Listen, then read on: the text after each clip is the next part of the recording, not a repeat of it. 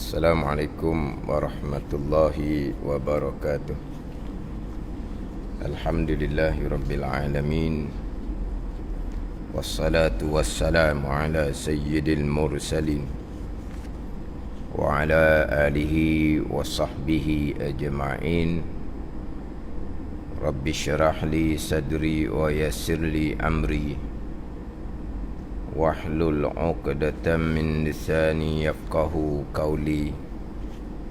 Subhanaka la ilma lana illa ma 'allamtana innaka antal alimul hakim. Wala hawla wala quwwata illa billahil aliyyil azim.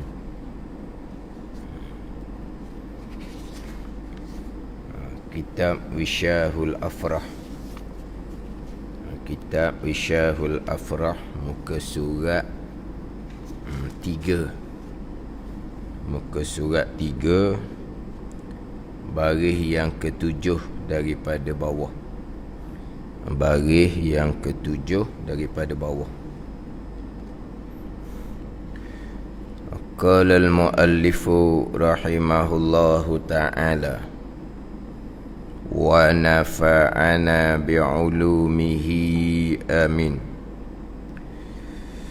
Iaitu 20 sifat.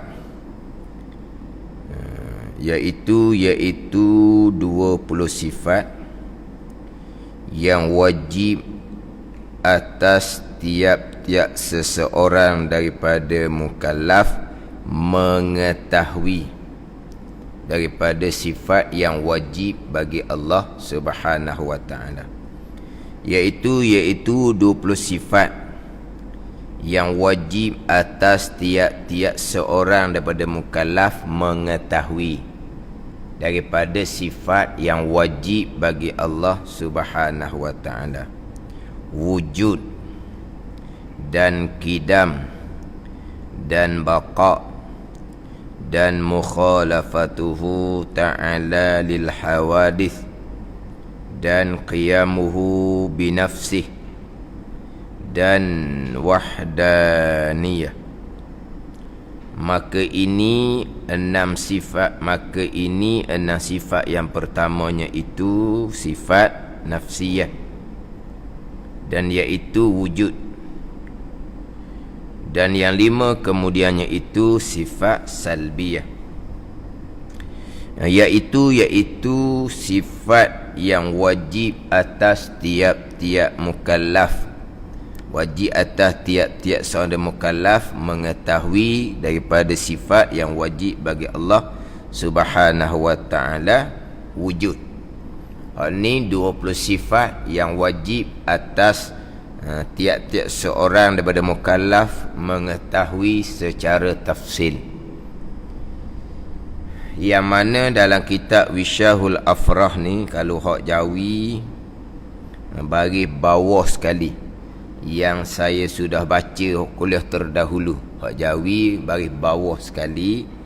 Dan wajib baginya bagi Allah Subhanahu wa ta'ala, wajib pada akal, mana tiap-tiap kamal, tiap-tiap sifat kesempurnaan yang layak dengan zatnya zat Allah yang maha mulia, dan mustahil atasnya atas Allah segala kekurangan, segala sifat kekurangan.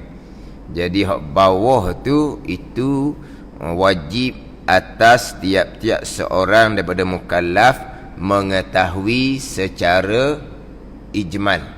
Saya sebut dah hak kuliah terdahulu, secara ijmal dan secara tafsil.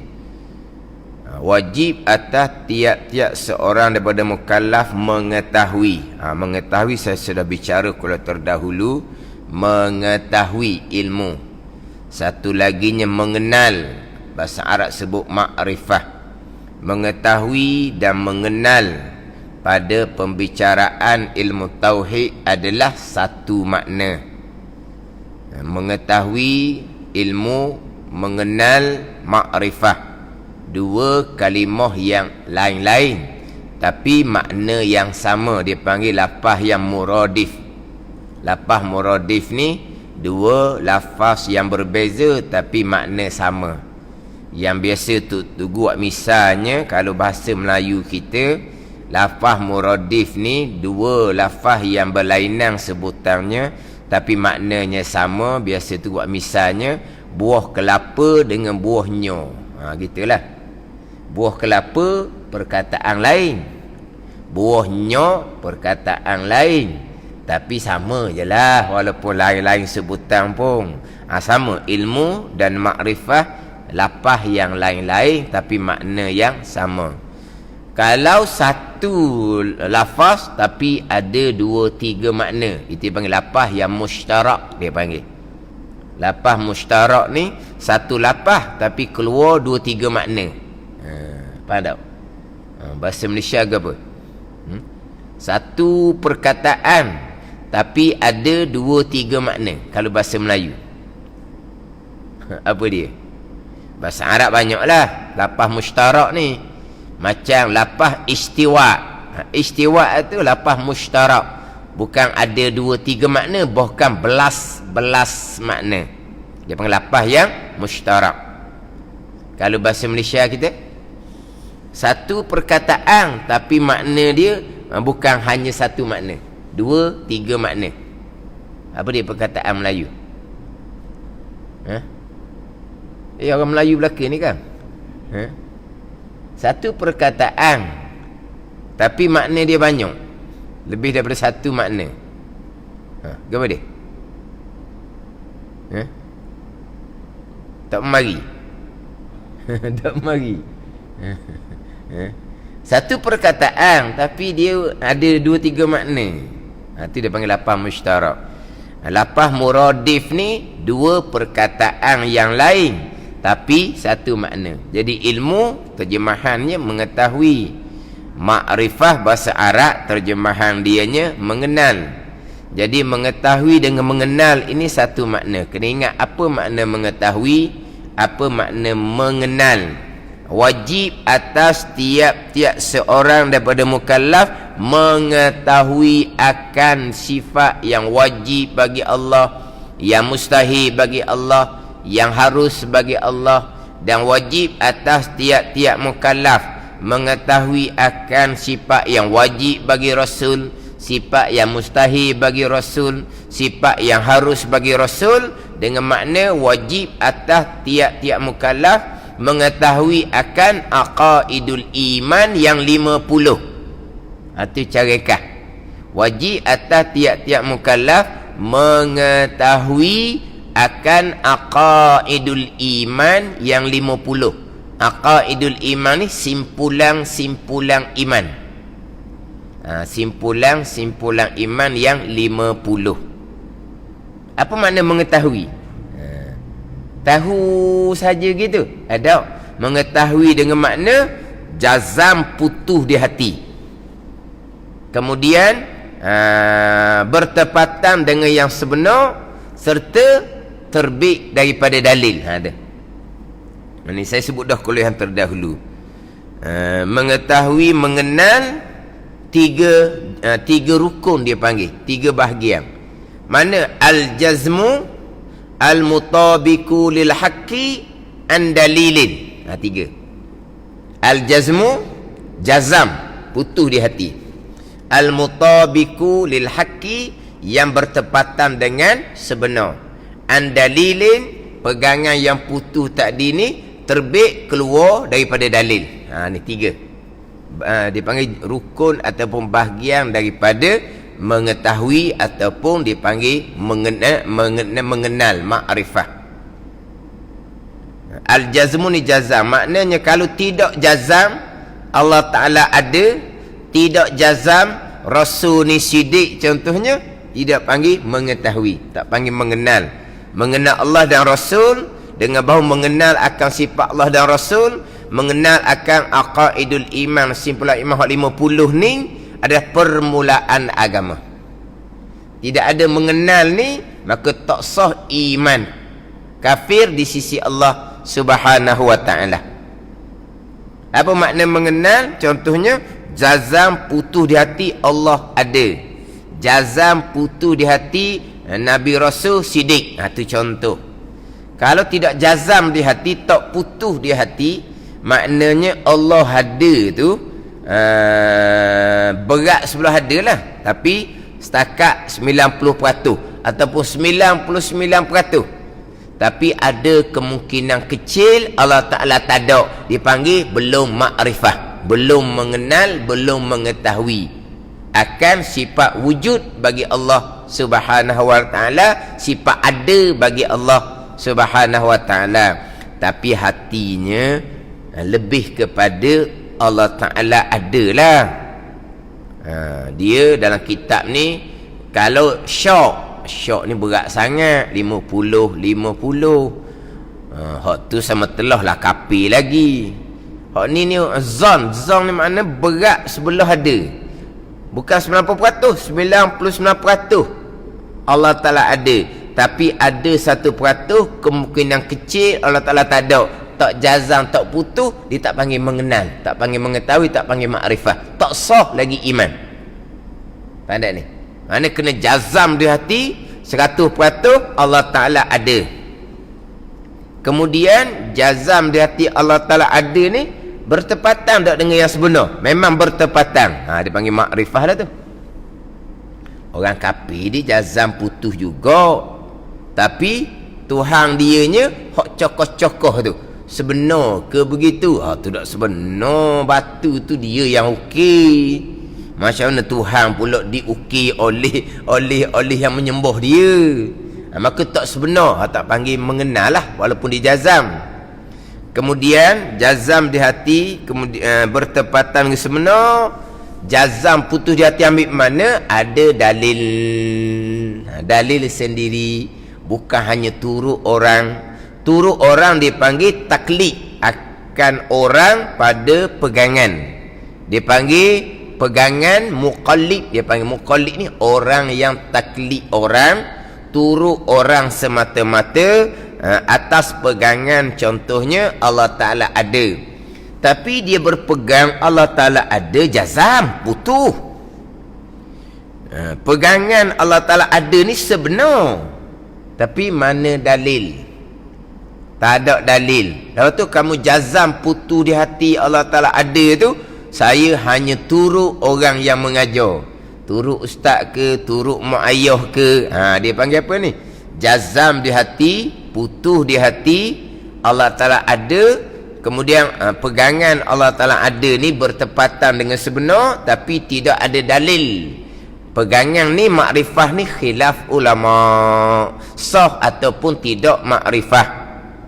Pandangan muktamad sah makrifah sebab jazam di hati, tapi berdosa kerana tak belajar sampai ke menguasai dalil sendiri. Berdosa situ. Berdosa tu pun jikalau seseorang mukallaf tadi ni orang yang terima pelajaran. Ini ayat kitab. Orang yang terima pelajaran. Mana apa orang terima pelajaran? Mana orang yang IQ-nya tidak rendah. IQ-nya tidak rendah. Mana kalau ajar berkaitan dengan dalil, dia boleh terima pelajaran, dia boleh faham. Tiba-tiba tak belajar, taksir, cuai sendiri, maka berdosa dianya kerana tidak belajar, sehingga mengetahui dalil sendiri dalam keadaan dianya menerima pelajaran. Adapun kalau IQ dia rendah, maknanya gitulah, IQ dia rendah. Mana kalau hari ni kamu berpegang Allah ada, ya saya berpegang Allah ada, putus di hati, ya saya percaya sepenuhnya putus di hati. Dalilnya ada langit ada bumi, ya dalilnya ada langit ada bumi. Kamu jangan hanya turut saya yang beritahu kamu. Saya beritahu kamu ni sebagai penunjuk saja. Kamu kena berpegang sendiri tetap dah, dan kamu kena ada dalil sendiri. Apa dalil kamu berpegang Allah Ta'ala ada? Dalilnya ada langit ada bumi. Okey dianya. Tanya pula esok lusa, macam mana hak ajar sebelum ni? Berpegang Allah ada, memang saya pegang selama-lama dah Allah ada. Kamu berpegang Allah ada, jazam di hati Allah ada, dalilnya macam mana? Apa dalil? Dalil apa benda pula? Dalil yang saya ajar kemarin lah. Dalil ada langit bumi ni lah. Allah payah, saya pakai tu, awak sudahlah, saya pegang Allah Ta'ala ada. Mana apa ni, IQ dia rendah, dia tidak boleh menerima pelajaran, maka tidak berdosa dia. Gitu je lah.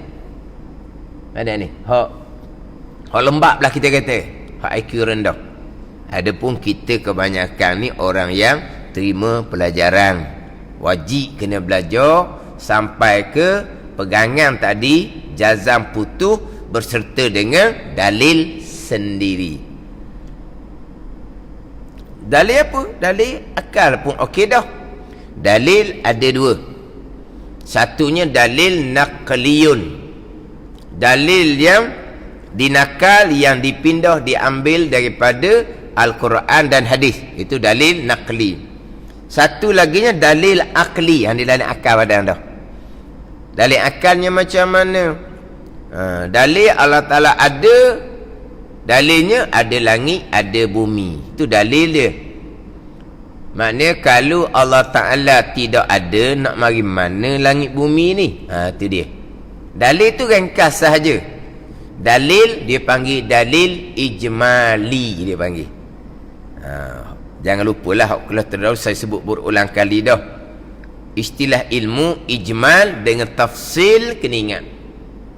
Ijmal satu, tafsil satu, kena ingat. Ijmal ni secara ringkas, tafsil secara terperinci. Kita mengetahui sifat 20 ni wajib mengetahui secara tafsil. Kemudian tiap-tiap satu sifat daripada 20 sifat ni kita wajib berdalil. Dalil mana? Dalil ijmali, itu fardu ain. Dalil tafsili, itu fardu kifayah. Faham tak ni? Kita mengetahui, faham dah? Mengetahui jazam sebenar berdalil. Kita mengetahui sifat 20 secara tafsil, secara terperinci. Kemudian bagi tiap-tiap satu daripada sifat ni kita wajib mengetahui akan dalil. Bagi tiap-tiap satu daripada 20 sifat yang wajib atas mukallaf mengetahui secara tafsil.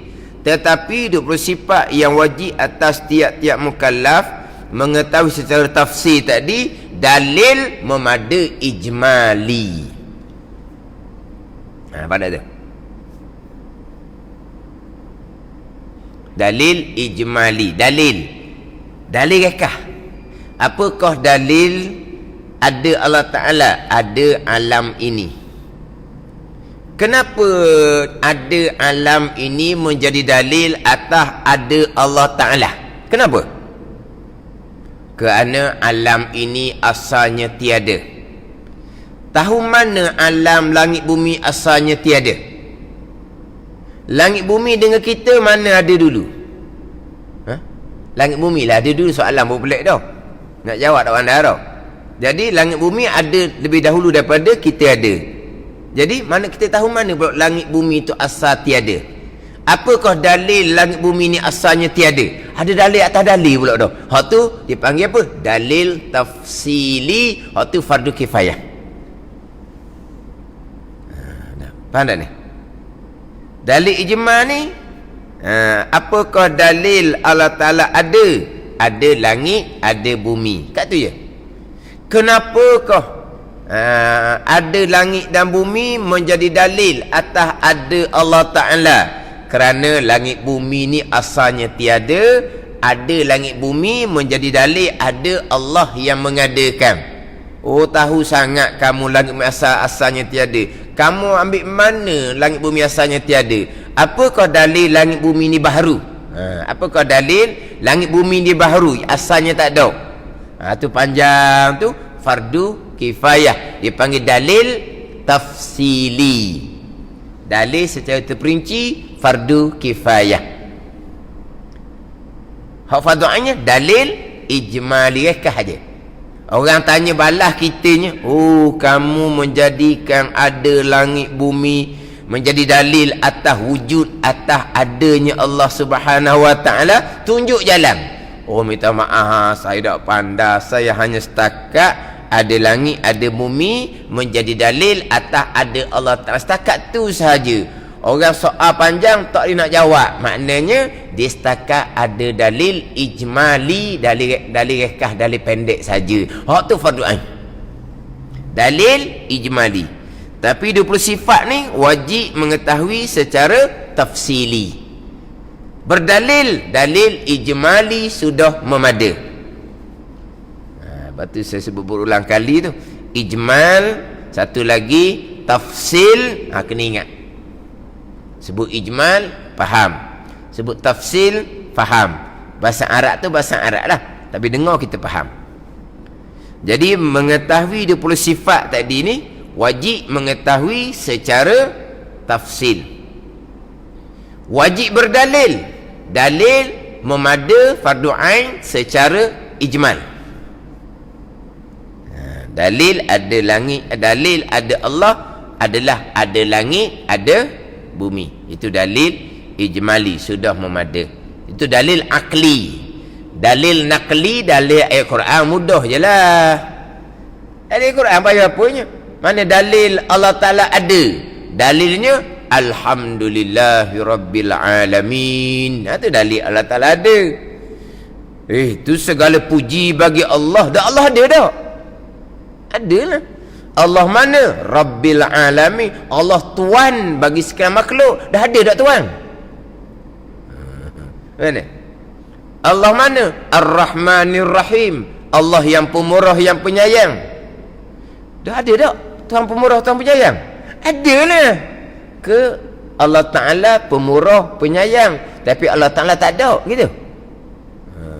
Dalil ayat Al-Quran atas wujud Allah itu cukup mudah. Dalil qidam baqa ayat Al-Quran huwal awwalu wal akhiru, dan juga ianya dalil Allah wujud. Sama lah. Allah ada sedia kala. Allah adalah wujud. Allah kekal, tidak ada kesudahan. Dalil Allah wujud. Ke macam mana? Qul huwallahu ahad. Kata ilmu yang Muhammad, Allah Ta'ala Tuhan yang esa, Tuhan yang satu. Itu dalil bagi sifat wahdaniyah. Lepas tu Allah esa, Allah satu ni ada ke tak? Dalil kepada wujud. Dalil ayat Quran kepada sifat wujud ni cukup mudah. Dalil qudrah, wa huwa ala kulli syai'in qadir. Allah Ta'ala dan ia Allah atas tiap sesuatu amat kuasa. Tu dalil Allah kuasa, kudrah. Tapi Allah ada tak? Ada lah. Itu dalil wujud. Dalil ayat Quran cukup mudah. Tak ingat juga ayat? Dalil akal. Simple saja. Dalil pula, dalil ijmali sudah memada. Ada langit, ada bumi. Dalil Allah Ta'ala wujud. Allah Ta'ala ada sedia kala. Lepas tu jangan duduk buat pelik pula. Itu kalau langit bumi ada, menjadi dalil atas ada Allah Ta'ala. Kalau langit bumi tak ada, kalau langit bumi tak ada, kita pun tak ada. Dah suruh bertanya buat dalil lah. Jangan. Orang mikir lebih ni. Ada langit, ada bumi menjadi dalil atas ada Allah Ta'ala. Kita mukallaf wajib berdalil, walaupun secara ijmal akan pegangan kita sifat yang wajib bagi Allah yang 20, yang wajib kita mengetahui secara tafsil. Wajib kena ada dalil. Dalil ada Allah Ta'ala, ada langit, ada bumi. Okeylah, ada langit, ada bumi. Kalau fardu takdir, langit tidak ada, bumi tidak ada, nak pakai dalil apa? Kalau langit tidak ada, bumi tidak ada, kita pun tidak ada, nak ada dalil amdanya. Sebab dalil ni wajib atas mukallaf, wajib atas seseorang yang baligh serta berakal. Kalau langit bumi tak ada, kita pun tak ada, nak dalil apa? Jadi tak boleh pakai dah dalil langit bumi. Kena pakai apakah dalil Allah bersifat dengan sifat wujud. Ada kita sendiri yang senang. Lepas tu tanya pula, dah kalau kita tak ada? Tak ada. Ada benda lah. Sebab kita biasa buat dalil ni, hop son, langit bumi. Dalil atas wujud Allah Ta'ala. Langit ada langit, ada bumi. Hok jauh sangat pun. Hok dekat lalulahnya. Apakah dalil ada Allah Ta'ala? Ada, kita senang. Kalau dia mari akalan, dah kalau kita tak ada, nak pakai dalil apa? Dah kalau kamu tak ada, nak dalil benda kamu tak ada. Dalil kita adalah dalil atas wujud Allah Subhanahu wa Ta'ala. Setengah tutup guru ni dia buat dalil ada kita sebagai dalil wujud Allah Subhanahu wa Ta'ala. Bukan kita ada, dia kata dalil wujud Allah tu. Dia kata bulu yang di tubuh kita tu, ini kuku yang ada di jari kita tu, bulu tu, rambut tu kan keluar tu. Jari kita, kuku tu kan, kuku tu keluar. Kalau tak ada Tuhan yang mengeluar, yang menjadikan, bagaimana? Tu dalil ada Allah. Dalilnya bulu kita, kuku kita.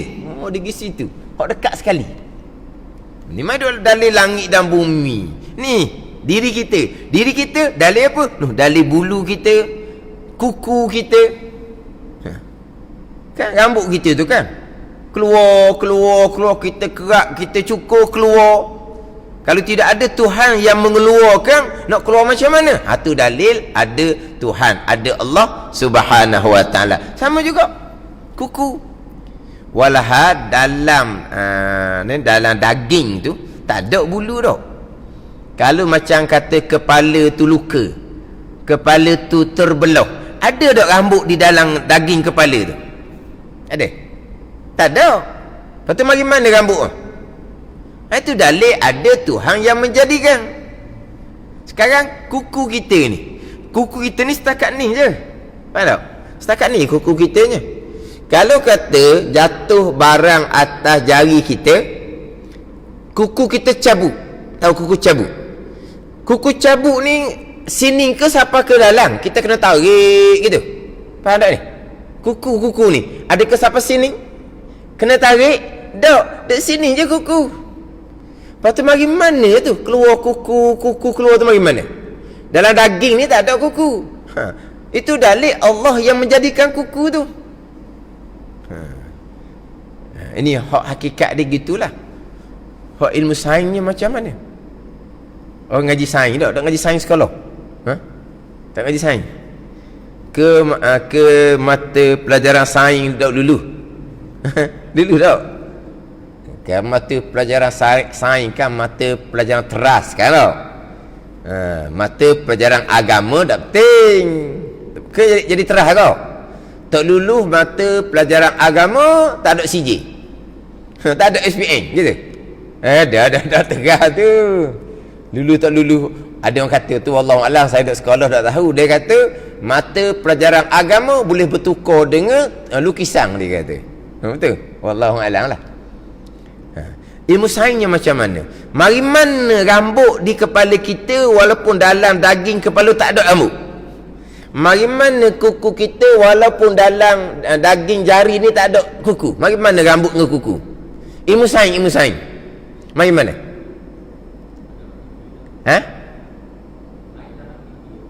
Mana?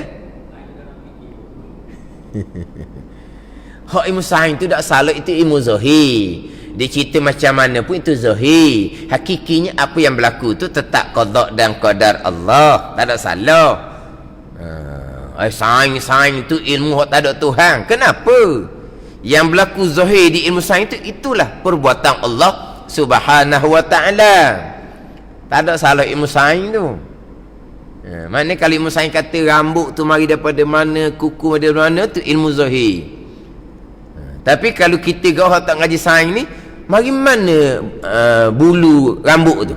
Mari mana ni kuku di jari tu, mari mana? Dalam tak ada bulu, dalam tak ada kuku. Itu menjadi dalil ada Allah yang menjadikan bulu rambut, yang menjadikan kuku. Itu dalil dekat. Apakah dalil Allah Ta'ala bersifat dengan sifat wujud? Contohnya ada bulu rambut, ada kuku. Ni tengah tu buat gigi kat tu. Kalau kata langit bumi kan, nanti langit bumi tak ada macam mana? Dia akalang. Mana apa ni? Dalil syariah. Ini boleh panggil mengetahui, dia panggil makrifah. Jangan lupa itunya. Cuma saya dah bicara dahulunya, hak 20 sifat ni mengetahui secara tafsil. Hak bagi bawah tu mengetahui secara ijmal, wajib baginya bagi Allah tiap-tiap kamal, tiap-tiap sifat kesempurnaan yang layak dengan zatnya, zat Allah yang maha mulia, dan mustahil atasnya atas Allah segala kekurangan. Kalau hak Jawi bagi bawah sekali muskat 3. Hak Rumi tu tengok depan lah, ada hak Rumi tu. Sebab saya bicara dah hak selak yang terdahulu. Dia dalam kitab Pati Paridah, hak kuliah maghrib hak semalam, dia mulai pembicaraan kitab Pati Paridah adalah mengetahui secara ijmal Allah bersifat dengan sifat kesempurnaan yang tidak terhingga banyaknya. Barulah pergi kepada mengetahui secara tafsil 20 sifat ataupun 13 sifat. 20 sifat atas jalanan Imam Maturidi, jalanan yang masyhur. 13 sifat secara tafsil atas jalanan Imam Asy'ari, jalanan yang rajih, jalanan yang kuat dalil. Itu dalam kitab Pati Paridah. Dalam kitab Wisyahul Afrah ni, dia datangkan wujud kidam bakok terlebih dahulu sampai ke kaunuhu mutakalliman, kemudian sifat mustahil bagi Allah, sifat yang harus bagi Allah, barulah didatangkan dan wajib baginya bagi Allah tiap-tiap kamal, tiap-tiap sifat kesempurnaan yang layak dengan zatnya, zat Allah subhanahu wa ta'ala yang maha mulia. Jadi di bawah tu. Jadi yelah, kitab-kitab ni dia rekah je lah. Rekah. Kadang-kadang kita mengaji kitab kecil kan, bermula sifat yang wajib bagi Allah ialah 20. Pertama wujud dan kidam, gitulah. Jadi bermula sifat yang wajib bagi Allah ialah 20. Lepas tu 20 ni mengetahui secara ijmal ke secara tafsil, kita tidak nyatakan. Sebab apa? Sebab kitab kecil. Kalau kitab besar sedikit macam kitab Pati Paridah, dia akan bicaralah secara ijmal, secara tafsil. Kitab Wisyah ni bukan kitab kecil, tapi kitab Wisyah ni kitab pekoh bab semayang. Hak permulaan ni didatangkan bab akidah ni secara ringkas je lah. Jadi bicara pun ringkas je lah. Faham tak ni? Ni ulama-ulama Melayu kita kemudian. Kitab pekoh betul benar. Ni kitab Wisyahul Afrah karangan Syekh Muhammad bin Ismail. Kitab Wisyah ni kitab pekoh betul benar. Tapi sebelum masuk kitab pekoh, didatangkan bicara iman terlebih dahulu. Dalam kitab Mata'im Badrin, masyhur kitab Mata'im Badrin ni, karangan Syekh Muhammad bin Ismail juga, tuang yang sama. Kitab Mata'im Badrin dia ada bab ibadah, sembahyang, puasa, zakat, haji. Dalam Mata'im Badrin ada bab muamalah, munakahat, janayat. Dalam kitab Mata'im Badrin pun dimulai di awalnya dengan ilmu tauhid secara ringkas. Contoh kitab Hidayatus Sibyan, di dalam tu pekoh ibadah. Mana pekoh ibadah? Sembahyang, puasa, zakat, haji. Muamalah, munakahat, janayat tidak ada. Tapi walaupun pekoh ibadah, di awalnya bicara bab iman, bab akidah. Kitab Wisyah ni pekoh ibadah pun hanya bab sembahyang saja. Bab puasa tak ada dalam ni. Tapi dimulai kitab pekoh ni dengan bicara bab iman, bab akidah. Sebab apa? Ni apa ni? Ulama-ulama Melayu kita yang ada karamah di sisi Allah Ta'ala ni, Dia kadang-kadang orang kita ni kalau mengaji pekoh semata-mata. Dah tauhidnya mana? Jadi kita pekoh buat tauhid di hadapan. Sebab kalau pekoh comel macam mana pun, kalau tauhid tak lulu, tak ada nilai pekoh comel macam mana pun. Jadi kita pekoh diawali dengan bicara iman, tapi tak panjang lah sebab dia bukan kitab tauhid ni. Nak panjang kitab Pati Paridah. Tu kitab tauhid sungguh. Jadi dalam Pati Paridah ni adalah huraian secara ijmal wajib berpegang Allah bersifat dengan sifat kamalat, sifat kesempurnaan yang tidak terhingga banyaknya. Adapun mengetahui sifat 20 tu, tu cara tafsil ada kitab Pati Paridah. Dan kitab kecil dan macam Wisyah ni 20 sifat. Patut ijmal ke tafsir? Tak cerita. Sebab apa? Sebab kitab kecil. Patut macam mana? Perlu kepada orang mengajar yang menghurai. Ni ilmu tauhid. Ilmu tauhid ni tak boleh membaca sendiri. Membaca sendiri hukumnya adalah haram. Nak mengajar orang sama telah lah pulaknya. Kita yang belajar ilmu tauhid ni, kalau kita pergi belajar dengan orang tu yang membaca sendiri, haram kita belajar dengan dia yang tidak ambil daripada guru. Akhirnya baca kitab tauhid, baca sebaca-bacanya, kitabnya kosong, dia belajar ke dok. Yang kamu panggil dia mengajar tu macam mana? Dia ilmu tauhid, ilmu usuluddin ni. Tengok tu. Yang berani baca tu walaupun tak belajar, satu penyakit dah. Orang yang jepuk tu pula memang penyakit besar lah, jahil. Orang yang jepuk tu, orang yang main ngajar jahil tu, mungkin dia ada kepentingan dia untuk cari nafkah, mungkin itu atas dia dengan Allah Ta'ala lah. Tapi kenapa dia nak mengajar ilmu tauhid? Dia tak belajar. Satu, yang orang jepuk tu, dia tak belajar. Kenapa kamu jepuk dia mengajar? Orang yang jepuk orang mengajar ni, dia tak ada apa? Orang yang jepuk ni ada commission tak panggil tak? Orang jepuk ada commission ke tak? Tak ada. Maknanya dia jepuk tu betul-betul. Orang mengajar ni adalah saga hati. Orang yang jepuk ada commission 10% ke 15% ke? Tak tanya budak tukang jepuk dak, kena tanya tukang jepuk ada commission ke tak. Mana kita kata orang jepuk ni tak ada commission pun, dia hanya nak pergi kuliah berjalan di tempat dia. Jadi orang jepuk tak ada commission ni, macam mana dia berjepuk orang yang tak belajar? Akhirnya baca kitab tauhid, baca gitu je. Mana orang hak jepuk tu pun jahil juga bab ilmu tauhid. Pekoh pandai. Ni masalah. Pekoh saja, bab imam tak peduli. Ni ulama Melayu kita ni, kitab pekoh bicara tauhid di hadapan realiti dalam masyarakat. Realiti macam mana? Berlaku pada kadang-kadang diri kita sendiri. Kadang-kadang berlaku pada diri kita sendiri. Pekoh belajar, tauhid belum belajar. Berlaku di tempat kita sendiri. Tempat kitanya kuliah pekoh 2-3 malam dah, kuliah tauhid 1 malam pun tidak ada. Mana apa? Depan mata berlaku pada diri kita sendiri dan berlaku kepada masjid tempat kita semua Jumaat sendiri.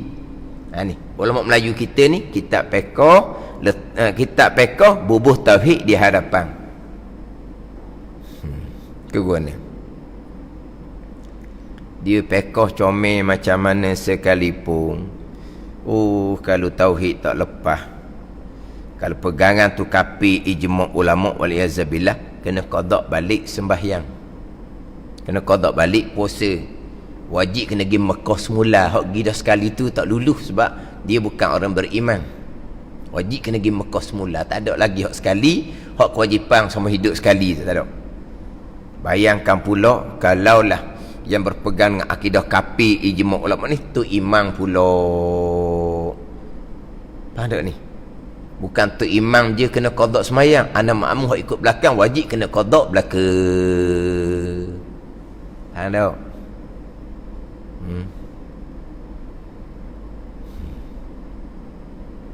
Dan kadang-kadang tu imam pun pandai semayang je, bab pekoh bab tauhid tak percaya. Lepas tu atas yang bagi tauliah. Tauliah ke apa panggil imam? Tauliah ke tak?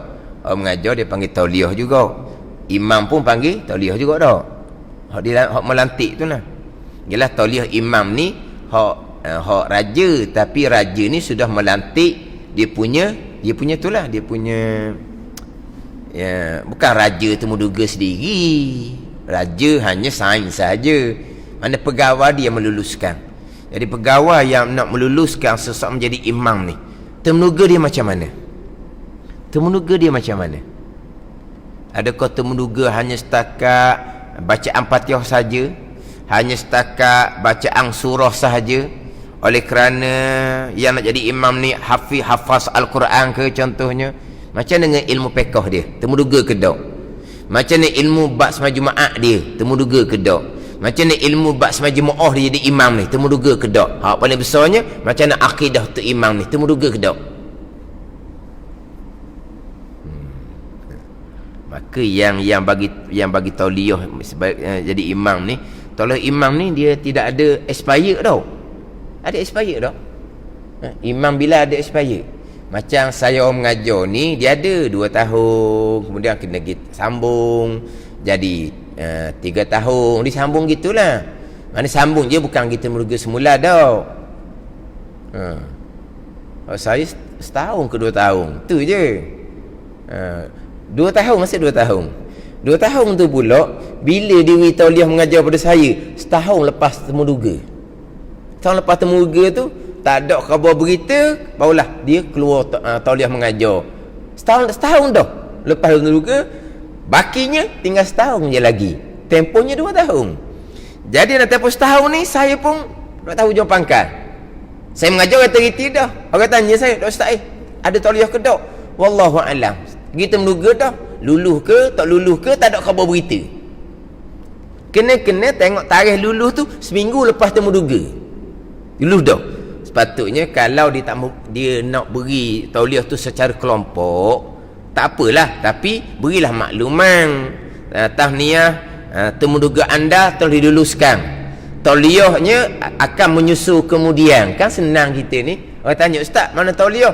Tauliah luluh dah temu duga, tapi dia nak keluar tu secara kelompok. Senang kita jawab. Senang kita jawab. Ni tak tahu apa berita. Setahun barulah panggil, suruh ambil tauliah di Jabat. Baki lagi tinggal setahun je lagi, sebab dia 2 tahun je.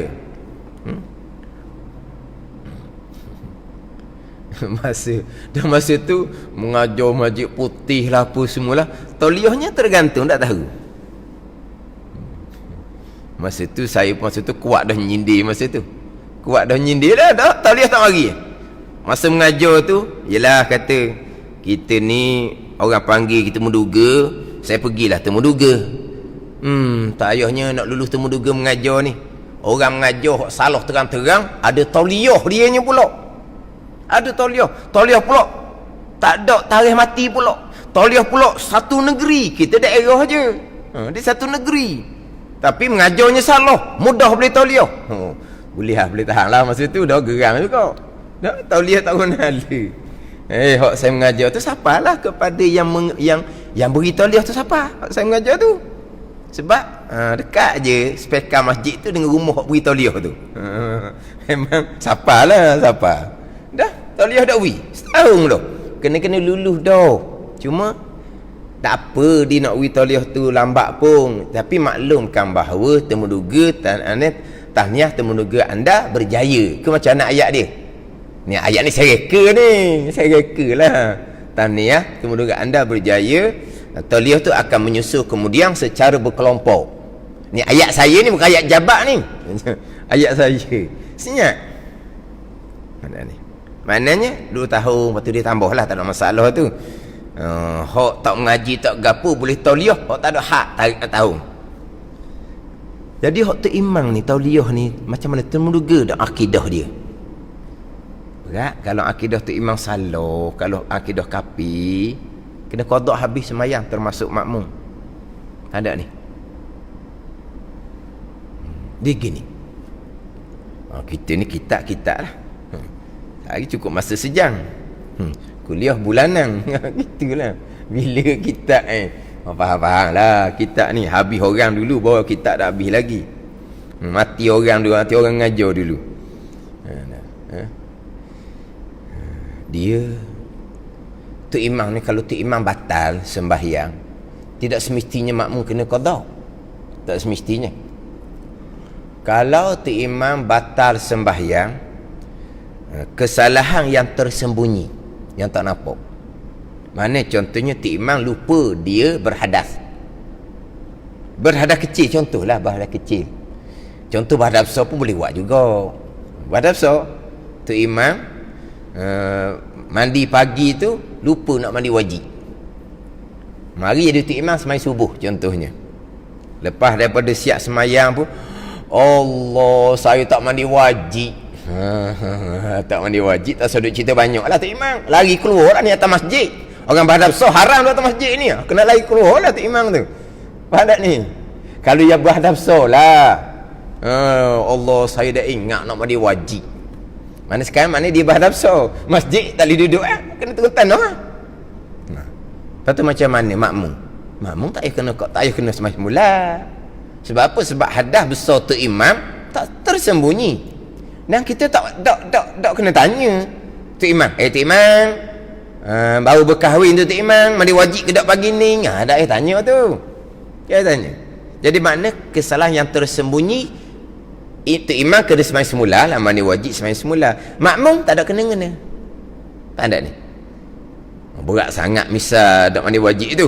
Allah, saya ketuk dah tadi. Allah tak ingat nak ambil sembahyang. Macam tu ni. Dia lupa. Berhadas kecil, benda yang tak nampak. Maka makmum tak kena sembahyang semula. Tu imam kena sembahyang semula lah. Tu imam, Allah, kan pelekat saya ni kena kecing budak tadi, kena kecing cucu, tak ingat nak tukar. Maknanya kecing budak tu bukan najis yang aini, nampak tak nampak. Maka tu imam lah kena sembahyang semula, makmum tak payah. Sebab itu benda yang tersembunyi. Dan makmum tak perlu tanya, tu imam, kain pelekat tu ada najis ke tak? Duk main dengan cucu ni kan, kena kecing cucu, dah ingat nak tukar kan? Tak payah tanyalah. Kan? Tersembunyi. Maka tu imam sembahyang semula, kita maklum lah. Dan kita makmum tak kena-mengena. Tapi dia ada bicara lah pula, makmum jangan masbuk. Kalau makmum masbuk, pada makmum masbuk, dia Fatihah dia ditanggung oleh imam. Sama ada makmum masbuk langsung tak baca Fatihah, ataupun makmum masbuk hanya sempat baca Fatihah separuh, imam rokok, dia rokok. Jadi baki Fatihah makmum tadi ditanggung oleh imam lah dah. Masbuk ditanggung oleh imam. Kena-kena imam yang menanggung baki Fatihah tadi tu imam yang tak layak nak tanggung. Sebab dia berhadas besar sembahyang tidak sah. Dia berhadas kecil sembahyang tidak sah. Kain dinajis sembahyang tidak sah. Maka tu imam yang tidak sah ni tidak boleh menanggung baki Fatihah kita. Masa tu kita ingat tu imam tanggung lah. Faham tak ni? Kena-kena tu imam jelas tak sah sembahyang. Maka tak ada nak tanggung makmum masbuk tadi. Maka makmum masbuk tadi Fatihahnya tidak lengkap, kena sembahyang semula lah makmum masbuk tu. Itu je lah. Tapi nak ceritanya, kesalahan yang tersembunyi makmum tidak wajib diulangi. Tersembunyi juga sebagaimana tu imam yang pegangan kufur. Pegangan tu imam yang kufur tersembunyi juga, tak nampak. Kenapa kata makmum wajib kena qada? Dia tersembunyi hadas kecil ke besar, tersembunyi najis, itu benda kecil sahaja. Tapi kalau salah akidah walaupun tersembunyi, ini adalah usuluddin. Bukan tu imam saja, bahkan makmum pun wajib kena qada kembali. Faham tak ni? Jadi pekoh dok pekoh pun tauhid permulaan. Tauhid permulaan ni. Pekoh dok pekoh pun tauhid kena lepas. Ni kita jawi, kita pekoh, bubuh tauhid di hadapan. Lepas tu hak dia, hak kerajaan tu, dia kena sentiasa buat kursuh lah. Tu imam kena sentiasa kursuh dalam bab akidah, dalam bab tauhid. Tu imam kena sentiasa kursuh dalam bab pekoh. Kursuh kena buat kelas lah. Maknanya wajib kena hadir. Sekali-sekala tu imam ni, pihak berkuasa kena panggil tu imam untuk menduga perkembangan ilmu merekanya macam mana. Sebab kadang-kadang ada tempat lebih alim makmum daripada tu imam. Terkadang setengah tempat lebih alim makmum daripada tu imam. Walaha makmum ni asalnya jahil. Makmum ni jahil asalnya. Tapi makmum ni yang sentiasa belajar. Hak tu imam ni dulu-dulu dia lah hak pandai sikit daripada orang lain. Hak makmum ni memang jahil dulunya. Tu imam ni lah hak agak pandai sikit dalam ramai-ramai. Tapi tu imam ni lepas dia tu imam tak belajar. Anak makmum asal jahil ni sentiasa belajar. Akhirnya pandai makmum daripada tu imam. Sebab apa? Sebab tu imam tidak ada penambahan ilmu. Sebab apa? Sebab tu imam hanya termuduga mula-mula boleh tauliah dia tu imam, dia tak peduli dah buat belajar. Ada seumpama tu. Bukan kalau di masjid surau, di masjid tu sini ada kuliah, dia lari balik. Ada. Lari balik. Isyak mari pula. Tu imam. Orang mengajar dia pun lari pergi duduk belakang, patut tak nampak dia pun lari balik rumah. Kadang-kadang lari keluar, orang nampak dia lari. Kalau kita pihak masjid, kalau kita makmum, kita takkan terima tu imam yang seumpama tu. Sama-sama belajarlah. Kamu pandai dah, kamu mengajar, tak usah panggil ustaz luar. Kadang-kadang tu imam duduk dalam bilik, dia main komputer, main telefon gitu je, dia bersembang je. Sungguh. Ada seumpama tu. Akhirnya lebih alim makmum daripada tu imam. Makmum ni jahil, betul makmum ni jahil asal. Tapi makmum ni sentiasa belajar. Lepas tu macam mana pihak berkuasa nak meningkatkan ilmu tu imam? Kena ambil perhatian besar lah. Sebab dia tu imam. Kena pastikan dalam ramai-ramai tu dia yang paling alim ilmu tauhid, dia yang paling alim ilmu fiqh. Ilmu fiqh semayang je. Tu imam tak pandai bab muamalah ekonomi Islam pun tak apalah. Tu imam tak pandai bab bicara hak rumah tangga pun tak pandai lah. Tu imam tak pandai bab hukum jenayah Islam, tak apalah tak pandai pun. Tu imam tak pandai bab haji, tak apa. Haji tu ada dah, khusus haji ada dah. Tu imam tak pandai bab zakat, tak apa dak anda pun tu imam bab zakat. Orang tanya bab zakat tak ada jawab sepatah pun. Tak apa, jabat zakat ada dah. Sibuk benda tu imam. Bab akidah tetap. Bab hukum akal semai tetap. Dia bawa orang semayang. Sebab itulah kalau tu imam ni yang menerima tugas tu dengan keinsafan diri, tanggungjawab besar, dia akan sentiasa menambahkan ilmu pengetahuan. Sebab apa? Dahulu saya seorang diri, sekarang saya bawa makmum ramai di belakang. Kalau hari Jumaat di belakang saya ada ratusan ribu orang. Kalau tu imam yang isah diri seumpama ni, dia akan sentiasa menambah ilmu. Tapi kalau tu imam yang hanya menjadikan imam sebagai kerjaya, cari rezeki, setakat dibeli tu imam cukup dah, belajar tak payah dah. Ni faham tak ni? Ni benda pihak berkuasa lah yang kena buat perhatian molek. Kita dalam bab semayang ni bukan pekoh saja. Tauhid nombor 1. Tauhid nombor 1. Jadi kitab kita ni kitab pekoh bertauhid di hadapan. Sebab apa? Masyarakat kita ada yang tak peduli pembicaraan berkaitan dengan ilmu tauhid. Mana?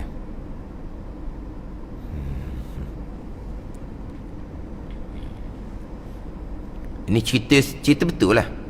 Tu imam dia panggil ustaz main mengajar bab semayang. Ustaz marilah, dia lari balik. Lepas tu anak makmum tanya, apa tu imam lari balik? Saya cari ustaz untuk kamu semula belajar bab semayang. Dah? Tu imam? Tu mana? Dia yang cari ustaz mengajar bab semayang. Sebab apa? Nak betul semayang. Dia panggil apa? Awak lah tau. Nak betul semayang nak buah. Lepas tu tu imam lagi. Isyak dia mari pula. Kata. Dan ada satu tempat dia tak puas hatilah ke tu imam. Pekoh nampak. Pegangan kita tak nampak. Pekoh. Gini kata. Awak tak puas hati tu imam, ginilah. Awak usahakan cari ustaz mengajar bab semayang. Sebab cadang gitulah. Awak tegur tu imam tak makan kata. Awak siapa nak tegur? Dia tu imam daripada muda sampai ketua dah. Baca dah comel dah. Gigi pun tak ada dah. Tak mau lari. tambah berundur. Walaupun ada orang baru-baru, budak-budak baru balik ngaji, lepas tu dia timang, dia tak berundur. Jadi dah ginilah kata, awak usahakanlah cari ustaz mengajar bab semayang. Mana boleh ustaz tu tegur, ramai-ramai lah, termasuk tegur tu imam. Cara ramai lah kita kira. Ibu panggil lah ustaz. Buka kelas bab semayang je, tu imam pun lari balik. Dia tak tercapai jugalah tujuan nak perbetul. Nak perbetul sama-sama lah. Termasuk nak perbetul tu imam lari balik. Gitu lah. Ni. Jadi pihak berkuasa lah kena ambil tahu perkara ni. Kena ambil tahu. Mana kena kemah bab semayang tetap dah. Bab akidah orang tak nampak. Kalau nyata kemudian pegangan tu kufur ijma' ulama waliyazubillah, kena qada semayang termasuk para makmum tu sendiri. Gimana? Ni kitab fiqh bubuh tauhid di hadapan. Tapi seperti disebut tadilah, oleh kerana kitab ni bukan kitab tauhid, kitab fiqh, maka huraian dia agak ringkas sahaja. 20 sifat. Kemudian di bawah tu pula, wajib bagi Allah tiap-tiap kamal yang layak bagi Allah. Tafsir ke ijma' tidak dibicarakan. Orang mengajarlah pula kena hurah, kena cerita. Sebab nak baca tauhid ini kena mahir, dan kena belajar tetap dah. Kena belajar dan kena mahir.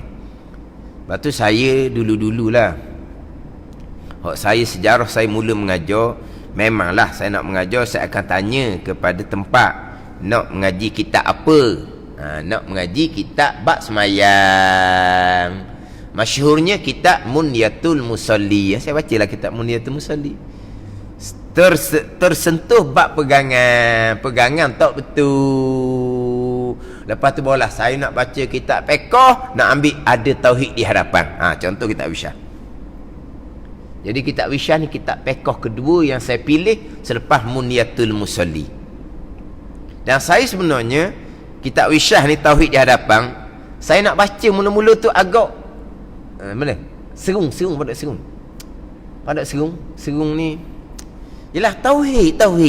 Bab semayang mudah, bab taharah mudah waktunya. Bab tauhid ni apa? Takut. Sebab apa? Ni bab pegangan. Tapi kok mana pun kita mengajar ilmu supaya mudah-mudahan yang mengajar dapat pahala yang berkekalan. Mana pahala yang berkekalan? Ilmun yuntafa'u bih. Biasa dengar hadis tu kan? Ni ilmun yuntafa'u bih, sadaqatun jariyah, lepas tu waladun salihun yad'ulah tu. Rasa hadis ni memang kita masyhur tau. Ilmun yuntafa'u bih, ilmu yang diambil manfaat. Maka yang mengajar tu akan dapat pahala berpanjangan. Ilmu yang diambil manfaat, contohnya ilmu fiqh, diambil manfaat dengan perbetulkan semayang, contohnya itu manfaat. Tapi kalaulah perbetulkan semayang tapi akidah tidak diperbetulkan, perbetulkan semayang itu manfaat ke tak?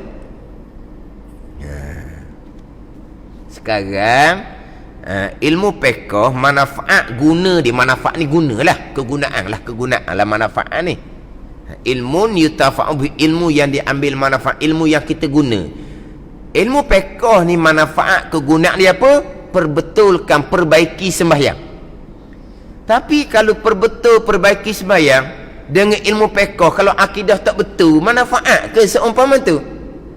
Sebab tu orang mengajar nak dapat ilmu yang bermanfaat kena letak molek. Kena letak molek. Kalau ilmu tauhid, manfaatnya apa? Kegunaannya apa? Kegunaan ilmu tauhid untuk sah pegangan, untuk memastikan pegangan kita pegangan ahli sunnah wal jamaah.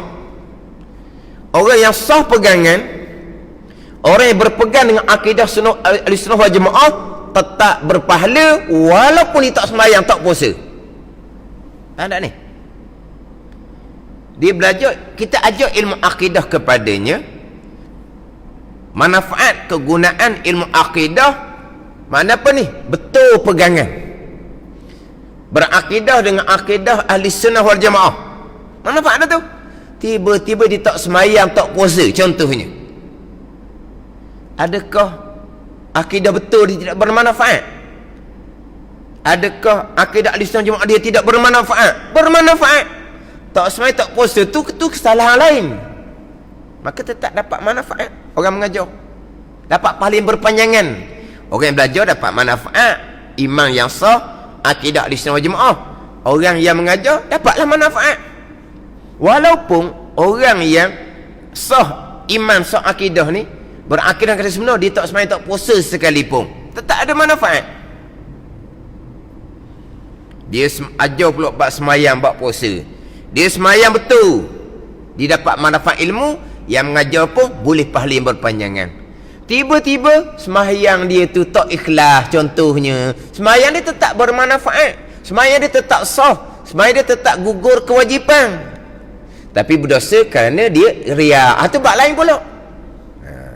Ajar pula ilmu tasawuf untuk supaya akidah dia comel tadi, semayang dia comel tadi, hati pun comel juga. Baru bermanfaat, lekat. Faham tak ni? Nak dapat ilmu manfaat fiqh, pastikan akidah dia terdahulu. Nak dapat ilmu manfaat tasawuf, pastikan fiqh dia belajar terlebih dahulu. Ini susunan lah. Kita belajar serentak susunan dia. Bicara bab hati, ikhlas. Ada guna tak ikhlas kalau semayang tidak sah? Ada guna tak ikhlas kalau baca Qurannya salah? Tak ada. Sebab ikhlas ni semayang comel, hati kena ikhlas. Baca Quran comel, hati kena ikhlas. Barulah betul ikhlas tu. Semayang comel, baca Quran comel pun akidah kena betul. Ada gitu. Mana mengajar ni takut tak takut pun ilmu tauhid gitulah. Kalau orang mengajar nak dapat pahala berpanjangan, ilmun yuntafa'u bih. Mereka orang mengajar hanya nak jadikan kerjaya semata-mata sumber pendapatan untuk apa? Kelangsungan kehidupan. Ni bahasa saya dah pandai nak sebut, cuma tiru-tiru gitulah. Untuk kelangsungan kehidupan. Itu ke ayat di mana? Jadi mengajar sebagai kerjaya untuk kelangsungan kehidupan. Tapi kalau mengajar untuk dapat pahala yang berpanjangan, kena susun molek. Tauhid, fiqh, tasawuf. Jadi daripada pengalaman tu lah. Ikut ke mana pun, kena tauhid, barulah kita bicara bab fiqh, kemudian kita bicara bab tasawuf. Jadi balik pada kitab Wisyah ni, dia ringkaslah. Dia tak sebut panjang, dia hanya sebut 20 sifat. Lepas tu di bawah tu pula, wajib baginya bagi Allah tiap-tiap kamal, tiap-tiap kesempurnaan yang layak dengan zatnya zat Allah yang maha mulia, dan mustahil atasnya atas Allah segala kekurangan. Mana tafsil, mana ijmal, tu kena balik macam kitab Pati Paridah. Dia akan cerita di dalam tu. Maka orang mengajar lah, dia kena huraikan, sebab orang mengajar dia kena berguru dan dia kena mahir dalam ilmu tauhid, ilmu pegangan ni. Ada ni. Macam saya sebut tadi permulaan, kadang-kadang kitab ni bermula sifat yang wajib bagi Allah ialah 20. Jadi faham-faham 20 je lah. Dah. Kalau setengah kitab dia buat ayat gini. Dia buat ayat gini setengah kitab. Dan setengah daripada sifat Allah Subhanahu wa taala ialah wujud, kidam, baqa. Dia ayat gitu. Dan setengah daripada sifat yang wajib bagi Allah ialah wujud, kidam, baqa. Itu. Setengah daripada sifat yang wajib bagi Allah. Setengah. Jadi 20 tu setengah. Jadi semua 40. Kalau setengah lah. Dah. Setengah makna sebahagian. Jadi sebahagian daripada sifat Allah wujud, kita bakar 20 sebahagian. Dan sebenarnya berapa sifat Allah? Tanda ni. Berapa sifat Allah sebenarnya? Jadi kita kecil, tak dihuraikan. Ni kadang-kadang salah faham. Duk belajar sifat 20. Ni saya pernah berjumpa. Belajar sangat sifat 20. Dia berpegang sifat Allah 20 je. Allah salah gitu. Sifat Allah 20 je. Tu dah kita 20. 20 tu tafsil. Loh, saya mengaji dalam kening tu guru ayat 20 tu tu bagi guru yang tidak berguru, yang tidak mahir. Haram kamu belajar ilmu usuluddin dengan guru yang seumpama tu. Akhirnya selama-lama duduk belajar ilmu sifat 20 ni, dia faham sifat Allah 20 saja. Ni saya pernah berjumpa ni. Tanyalah dah selama ni belajar kitab. Oh, saya minat sifat 20. Jadi selama ni pun memang saya minat sifat 20. Tapi yang saya fahamnya, dia kata, yang saya berpegang sifat Allah 20 je. Salah gitu tu. Tak betul, tak kenal Tuhan gitu. Tak kenal Tuhan seumpama 20 je sifat Tuhan. Asma Tuhan 99 dah. Sifat Tuhan 20 je.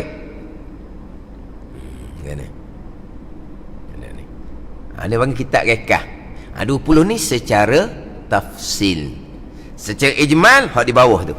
Sifat kamal, sifat kesempurnaan yang layak dengan zat Allah. Sifat kesempurnaan yang layak ni ialah kadang-kadang sempurna nisbah seorang manusia, tapi dengan Allah tak layak. Macam kita seorang diri tak lengkap, tak sempurna.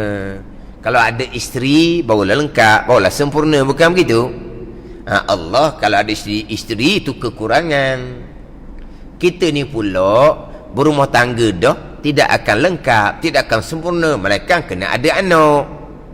Barulah lengkap, barulah sempurna kita. Allah Ta'ala ada anak tu kekurangan. Begitu tu sifat kamal yang layak bagi Allah. Lepas tu dia kait gitu. Sifat kamal, sifat kesempurnaan yang layak bagi Allah Subhanahu wa Ta'ala, itu berpegang secara ijmal, secara ringkas.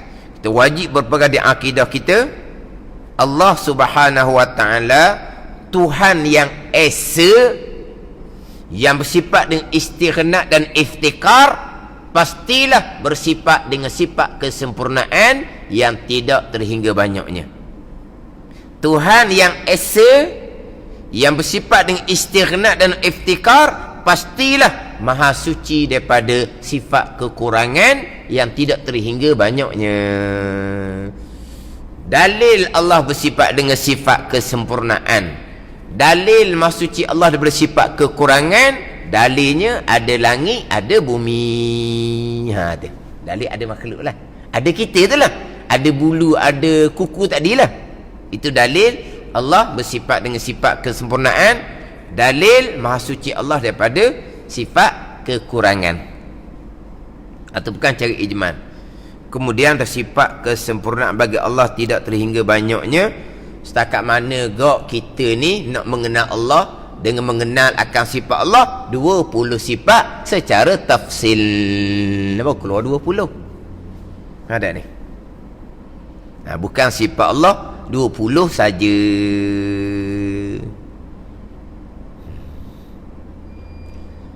Bukan ni orang jahil lah, orang jahil bab ilmu sifat 20. Ada yang ceramah tu dia kata puak-puak sifat 20 ni sifat Allah 20 je. Dia kata gitu. Ni puak ngaji tinggi lah, tapi dia ngaji sifat 20. Dia kata ni hak duk ngaji sifat 20 ni sifat Allah Ta'ala 20 je. Mana kita pegang gitu? Lepas tu ada satu penceramah pula. Ni hak golongan yang jahil sifat 20 lah. Dia kata puak-puak ngaji sifat 20 ni sifat yang wajib kita tahu 20. Tapi sifat Tuhan banyak, dia kata. Dia kata ke orang ngaji sifat 20 ni lah, hak wajib tahu 20. Tapi sifat Tuhan banyak. Barangkali hak banyak-banyak tu sunat tahu barangkali. Jahilnya dia. Ini orang jahil kaedah sifat 20. Tapi dia hebat lah. Dari segi CJ dunia dia hebat lah. CJ dunia dia hebat lah. Maknanya jadi orang kehadapan lah, cakap pandai apa pandai semualah. Orang lain ni bid'ah belaka lah. Dia seorang je lah sunnahnya. Jadi sekarang ni dia kata ni puak orang ngaji sifat 20 ni hak wajib tahu 20. Tapi sifat Allah dia kata banyak. Patut banyak-banyak, barangkali sunat tahu, barangkali dah. Wajib kita mengetahui secara ijmal Allah bersifat dengan sifat kesempurnaan yang tidak terhingga banyaknya. Wajib kita mengetahui secara ijmal Maha suci Allah daripada sifat kekurangan yang tidak terhingga banyak. Sunatnya kat mana? Ini jahilnya. Satu tu dia kata orang ngaji sifat 20 ni, sifat Allah 20 saja. Dia salah. Tak betul gitu. Hak satu ni pula kata hak ngaji sifat 20 ni, hak 20 ni wajib lah kena tahu hak 20 ni. Tapi sifat Allah bukan 20. Jadi hak wajib tahu 20. Sifat Allah bukan 20. Barangkali tu jahil dianya. Barangkali hak lain-lain tu sunat tahu. Tak. Wajib mengetahui secara ijmal. Allah bersifat dengan sifat kesempurnaan yang tidak terhingga banyaknya. Pada ni kita dua peringkat, ijmal, tafsil. Perkataan ijmal jangan lupa, perkataan tafsil jangan lupa. Tadi saya bicara bab dalil.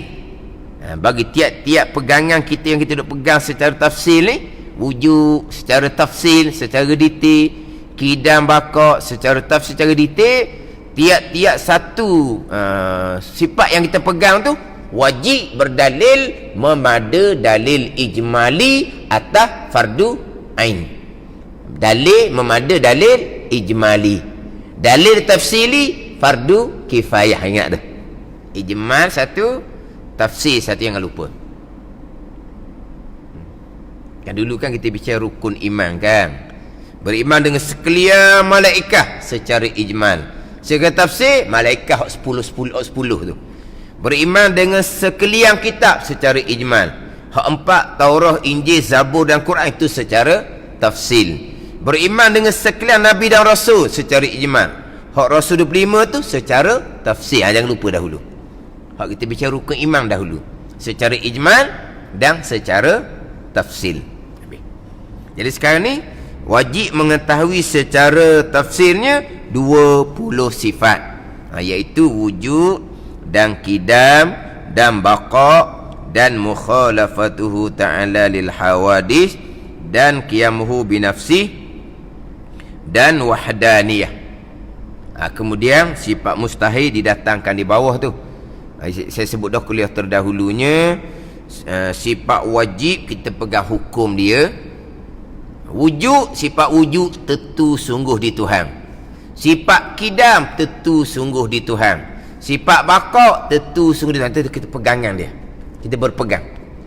Sifat mustahil kita berpegang juga.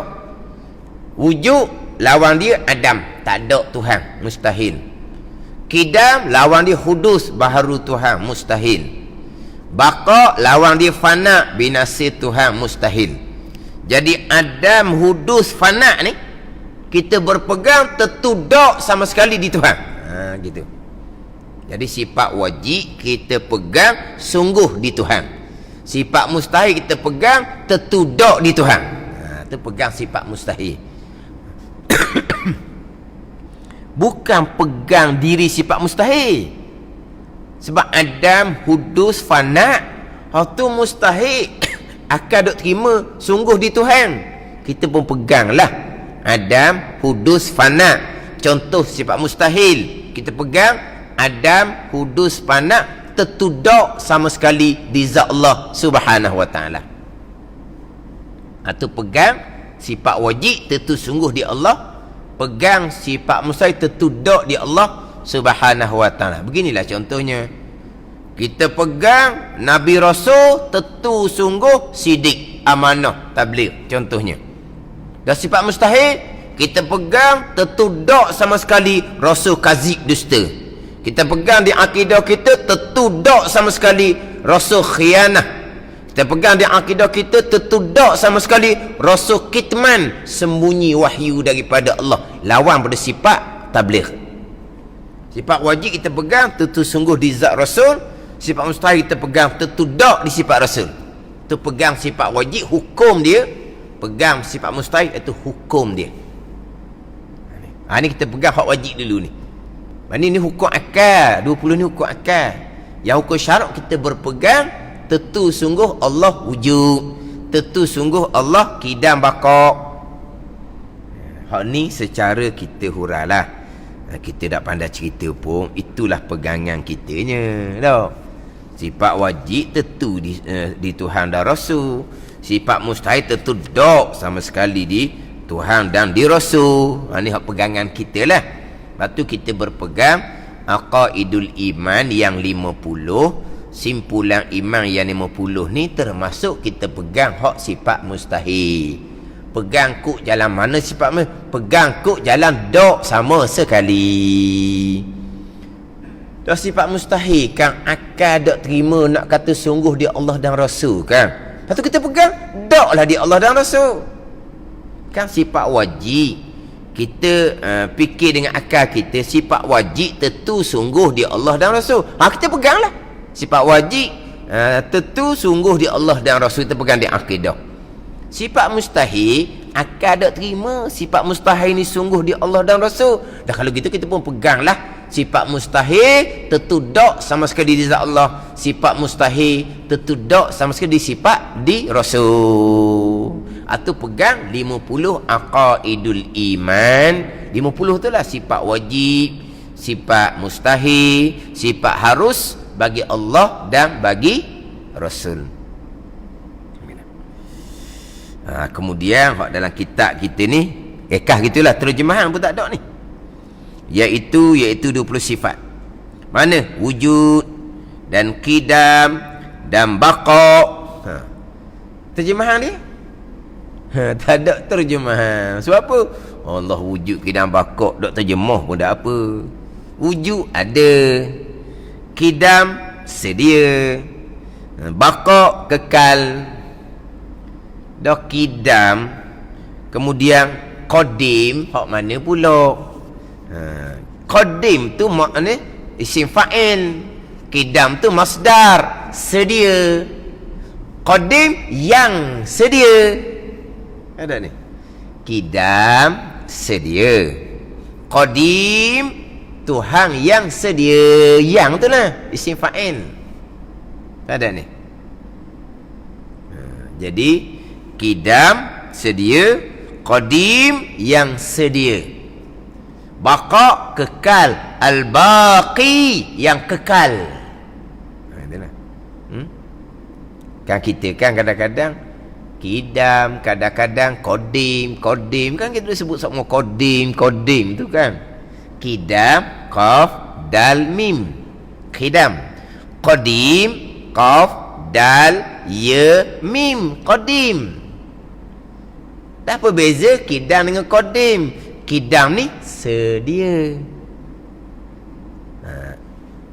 Allah yang bersifat dengan kidam ni dipanggil apa? Allah yang qadim. Tu, yang sedia. Kalau bahasa Malaysia nak kata guana, isim fa'il tu yang tu lah. Ni gini lah. Islam, yang Islam Muslim tu isim fa'il.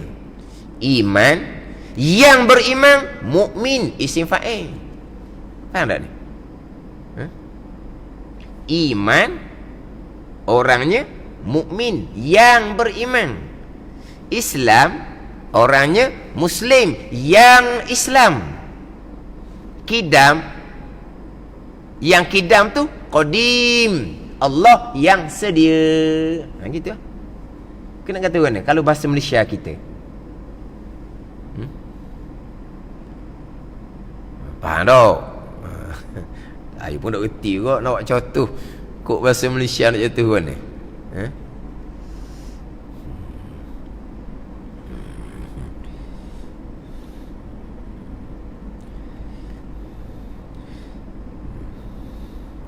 Macam ginilah.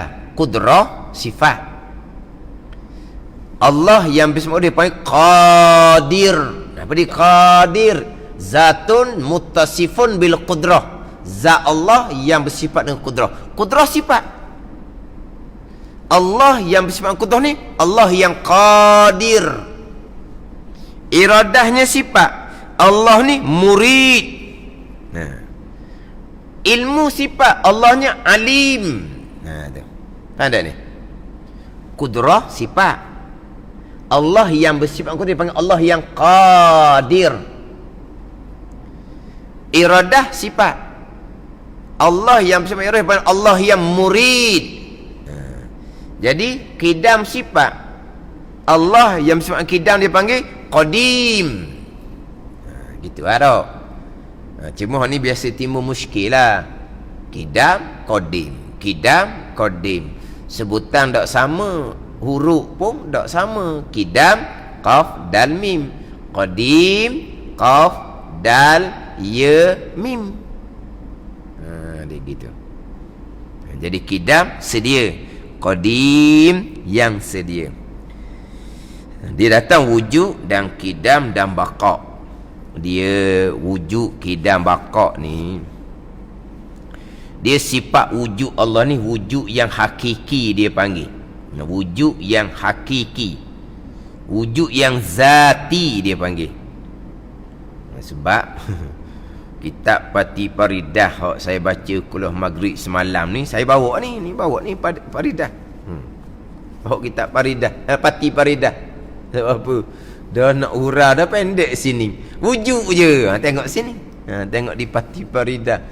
Jadi ngajar wisyah ni macam ngajar Pati Paridah pula dah. Hak Pati Paridah tu hak maghrib.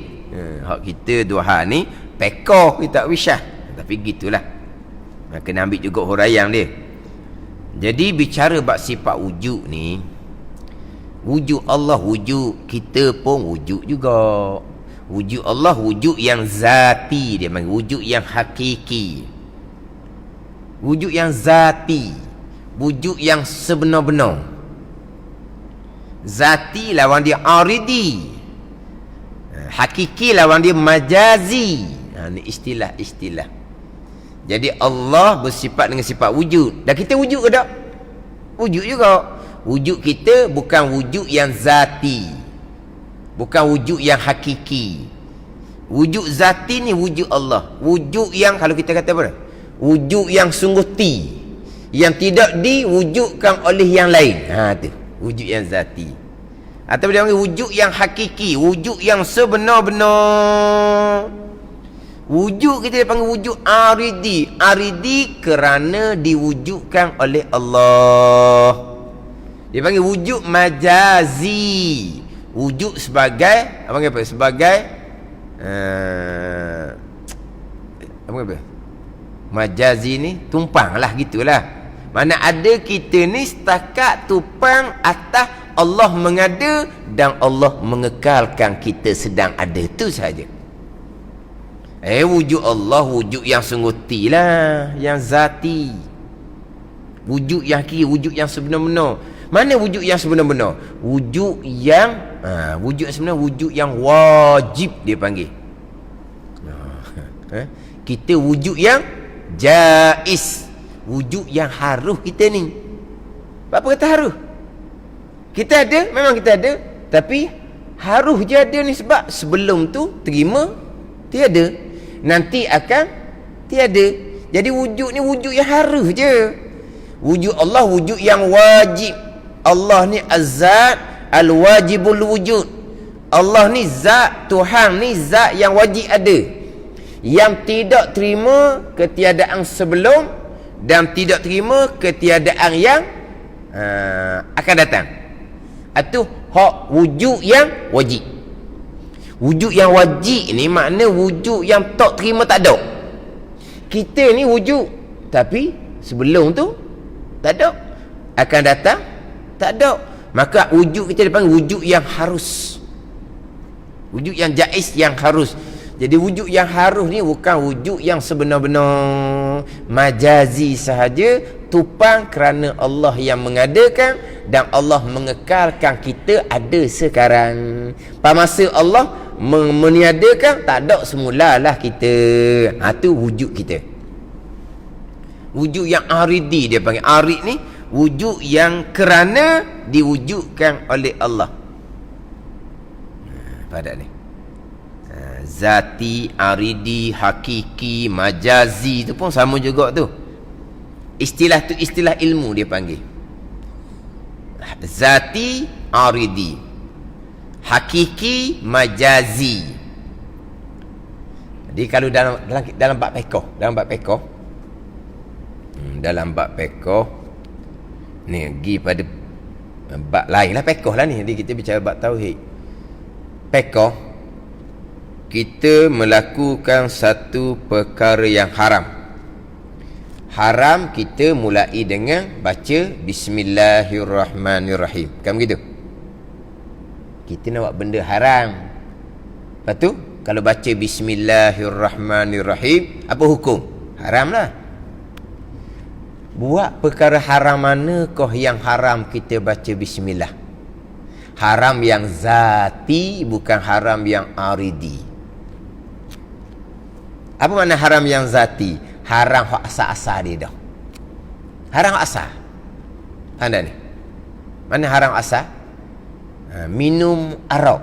Semata-mata minum arak takkan haram kan? Kerana haram minum arak kerana arak tu kepunyaan orang. Dah. Haram minum arak. Faham tak ni? Bukan ada kerana.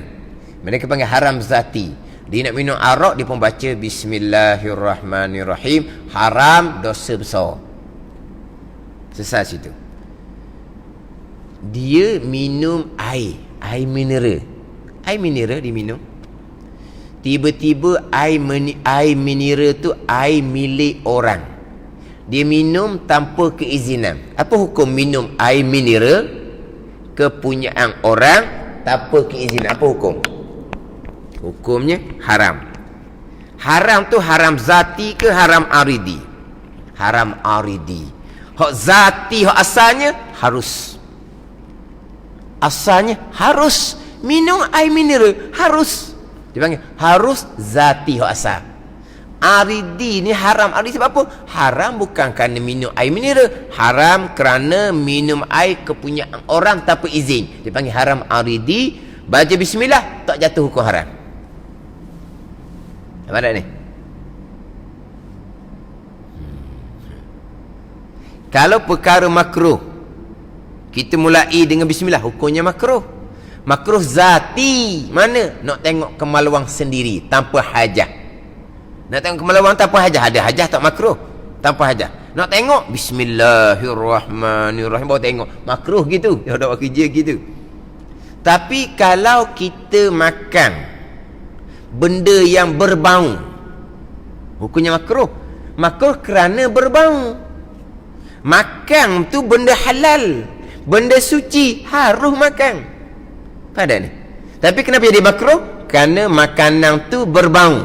Maka dia panggil makruh aridi. Peta, jering, wah kedah, dah gitu dah. Hak dia punya adik-beradik dia hak jenis berbau tu. Kita makan makruh tak? Makruh. Masa kita makan, baca bismillah, makruh ke? Tidak. Sebab makruh makan benda yang berbau ni dipanggil makruh aridi, bukan zati. Hukum asalnya makan peta jering ni benda suci, benda halal, haruslah makan. Makruh kerana dia berbau. Gitu dia panggil makruh aridi. Itu bab fiqh. Zati, aridi. Boleh beza tu?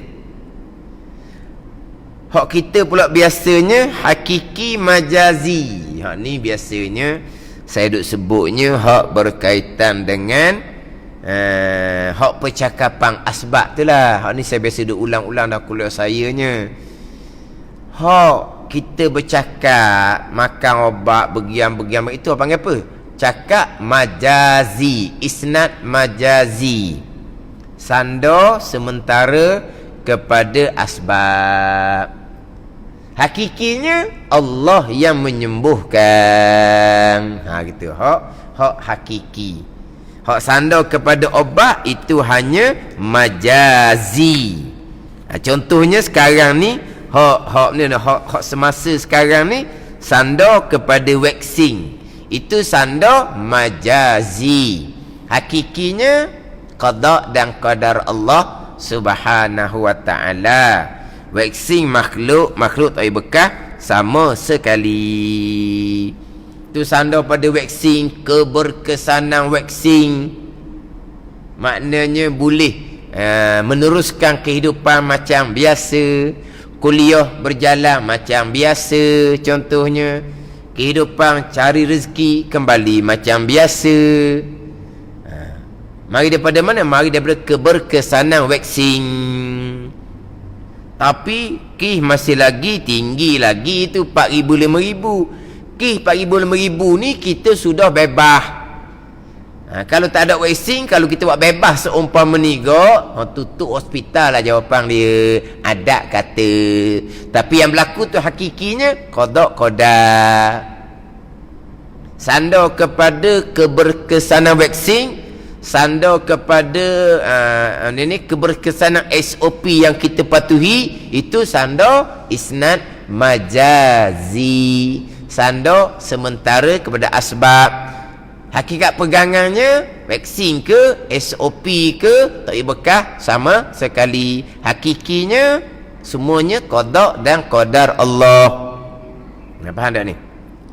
Ni saya boleh sebut antara hakiki dengan majazi. Kalau kita duk cakap tu cakap asbab. Mana cakapan harian kita lah, bukan vaksin. Apa-apa cakap kita gitulah. Ke macam mana? Sejuk kerana kipas aircon, cerah kerana cahaya lampu, kerana cermin mata, cerah kerana matahari, sejuk kerana hujan. Ada ni. Panas boleh kering pakaian matahari, pakaian kena hujan jadi basah. Itu semua sandar majazi belaka. Yang berlakunya yang jadi sejuk tu qada dan qadar, terang qada qadar. Panas jadi kering pakaian qada dan qadar. Sejuk pun qada dan qadar, bukan kerana hujan. Mana apa ni cakapan harian kita, cakapan isnad majazi. Kalau kita makan obat ikut jadual, penyakit kita akan jadi stabil. Cakap majazi. Kita lapar, kita makan, lepas makan jadi kenyang. Makan pula jangan makan banyak-banyak. Kalau makan banyak-banyak kan jadi bergiam-giam pula. Itu semua majazi belaka. Makan sikit ke makan banyak ke, jadi kenyang ke, jadi penyakit ke, semuanya qada dan qadar. Itu hakiki. Ada ni? Ni saya sebut dahulunya oleh kerana duduk ketika kena musibah kepala air tu kan, di Kedah tu. Kepala air tu bawa lumpur lah, bawa pokok lah, bawa batu lah, bawa sampah lah. Dok. Lumpur tu bergerak, batu bergerak, pokok bergerak, lumpur ni sampah bergerak, qada. Bukan kepala air yang bawa. Lumpur tu turuk kepala air. Lumpur bukan turuk kepala air. Lumpur tu bergerak qada tu pegangan. Tapi cakapnya lumpur kepala air lah belaka tu. Lumpur jadi tebal tu kepala air yang bawa. Lumpur yang tebal tu turuk air, turuk kepala air. Dia panggil apa tu? Isnad majazi, sandar kepada asbab, tak salah. Sandar pada vaksin pun tak salah. Sandar mudarat kepada COVID pun tak salah. Hakikinya yang bagi manfaat an-nafi' Allah Ta'ala. Allah yang bersifat kudrah yang menjadikan manfaat. Kemudian ad-dar Allah Ta'ala. Allah yang bersifat kudrah yang menjadikan kemudaratan. Tu pegangan lah tu. Pada ni. Tu panggil apa? Majazi. Hakiki, majazi, zati, kemudian aridi. Jadi sifat wujud Allah ni wujud yang hakiki, wujud yang sebenar-benar. Wujud kita wujud yang majazi, tupang sahaja, kerana Allah yang mewujudkan dan Allah yang mengekalkan kita ada sekarang. Wujud Allah wujud yang zati, wujud yang sebenar-benar, wujud yang sungguh ti. Wujud kita wujud aridi. Arid ni kerana Allah yang mewujudkan kita. Jadi wujud yang hakiki, wujud yang zati hanyalah Allah Subhanahu wa ta'ala. Maka timbullah istilah wahdatul wujud. keesaan yang ada, satu-satu yang ada zat Allah Subhanahu wa ta'ala. Makhluk ada ke tak? Makhluk ada, tapi bukan ada yang hakiki, bukan ada yang zati. Makhluk adalah, langit bumi adalah, manusia jin adalah, langit bumi ada. Sebab Quran menyebut khalaqallahu samawati wal ard, menjadi oleh Allah akan langit dan bumi. Langit bumi mestilah ada, tapi ada yang majazi, ada yang aridi. Jin dan manusia Allah yang jadikan. Maka jin dan manusia pun ada, tapi ada yang majazi, ada yang aridi. Kita baca dalam Fatihah kan, alhamdulillahi rabbil alamin, segala puji bagi Allah, Allah Rabb, Allah Tuan bagi sekalian alam. Alam ni makhluk. Makhluk ada ke tak? Adalah, sebab Allah Tuan. Kalau makhluk tak ada, Allah jadi Rabb macam mana? Allah Tuan macam mana? Bila Allah Rabbil Alamin, Allah Tuan bagi alam. Alam ni makhluk, langit bumi ni alam, jin dan manusia ni alam. Makna langit bumi ada, jin manusia ada.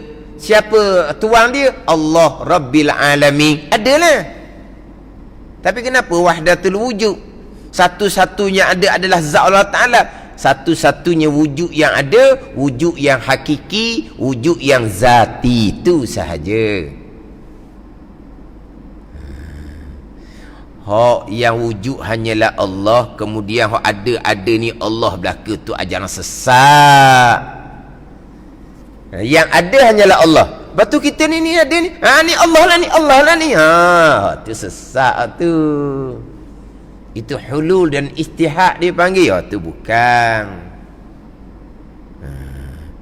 Lepas tu apa jadi gitu? Ini golongan yang nak lakung ni.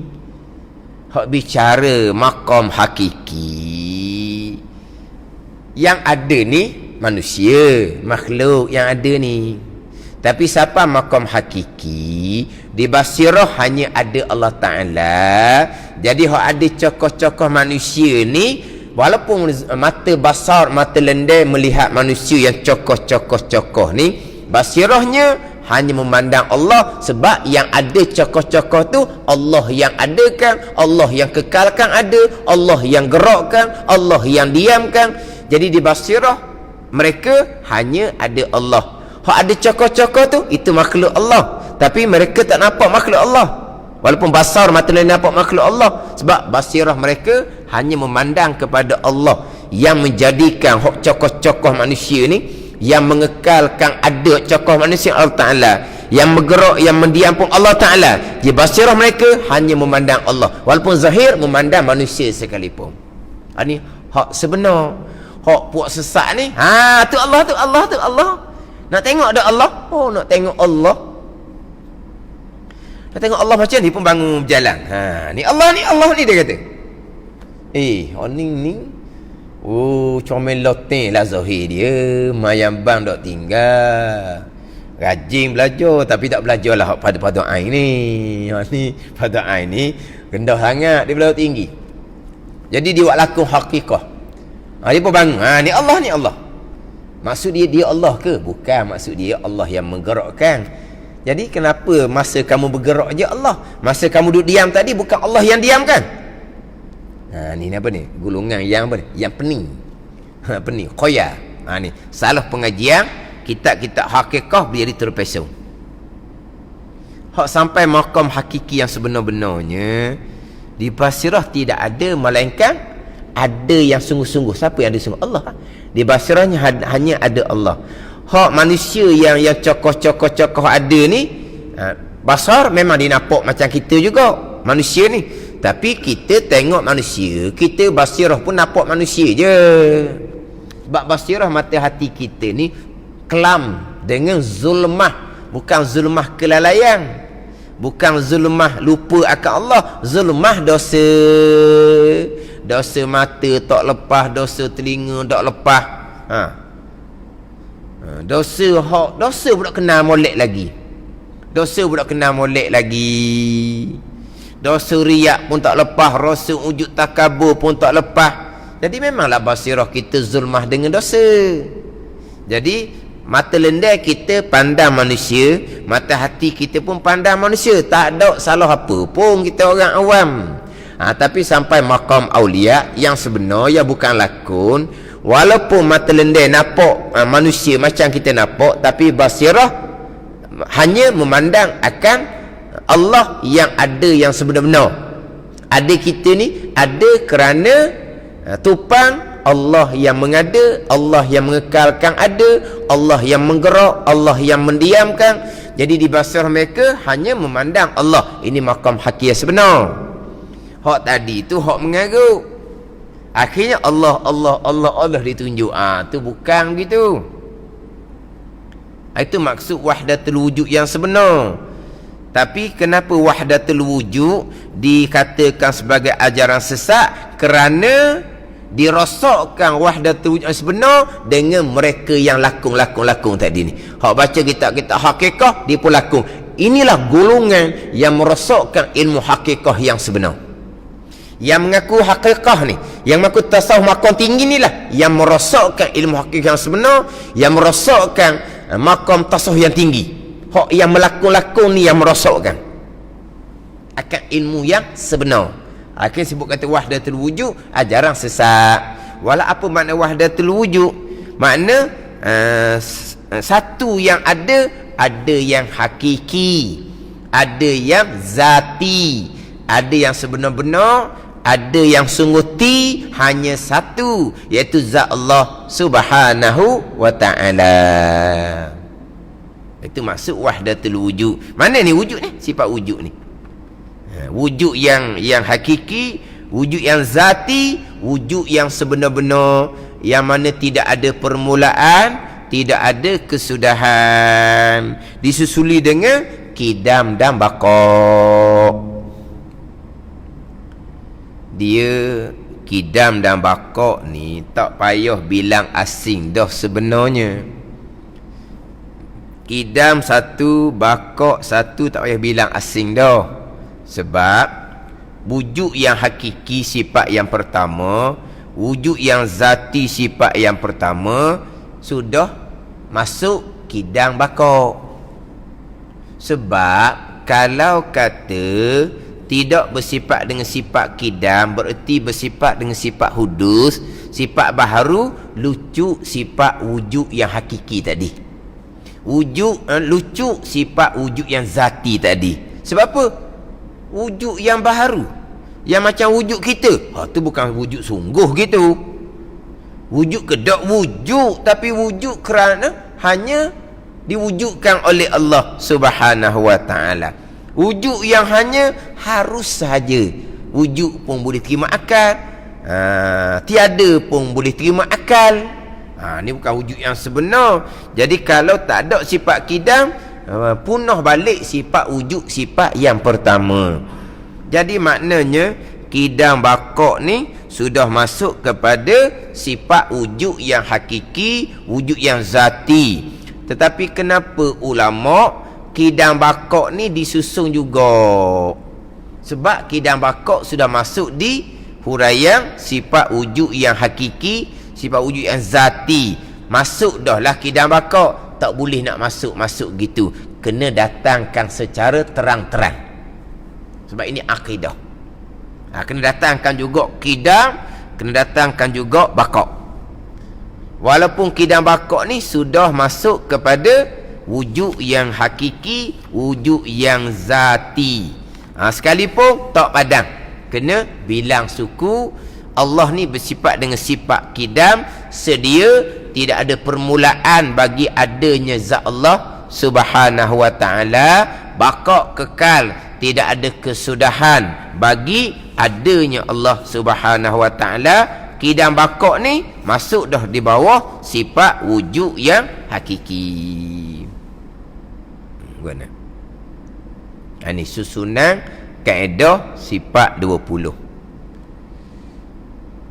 Nanti saya akan tekan baliklah hak berkaitan dengan sifat 20 ni.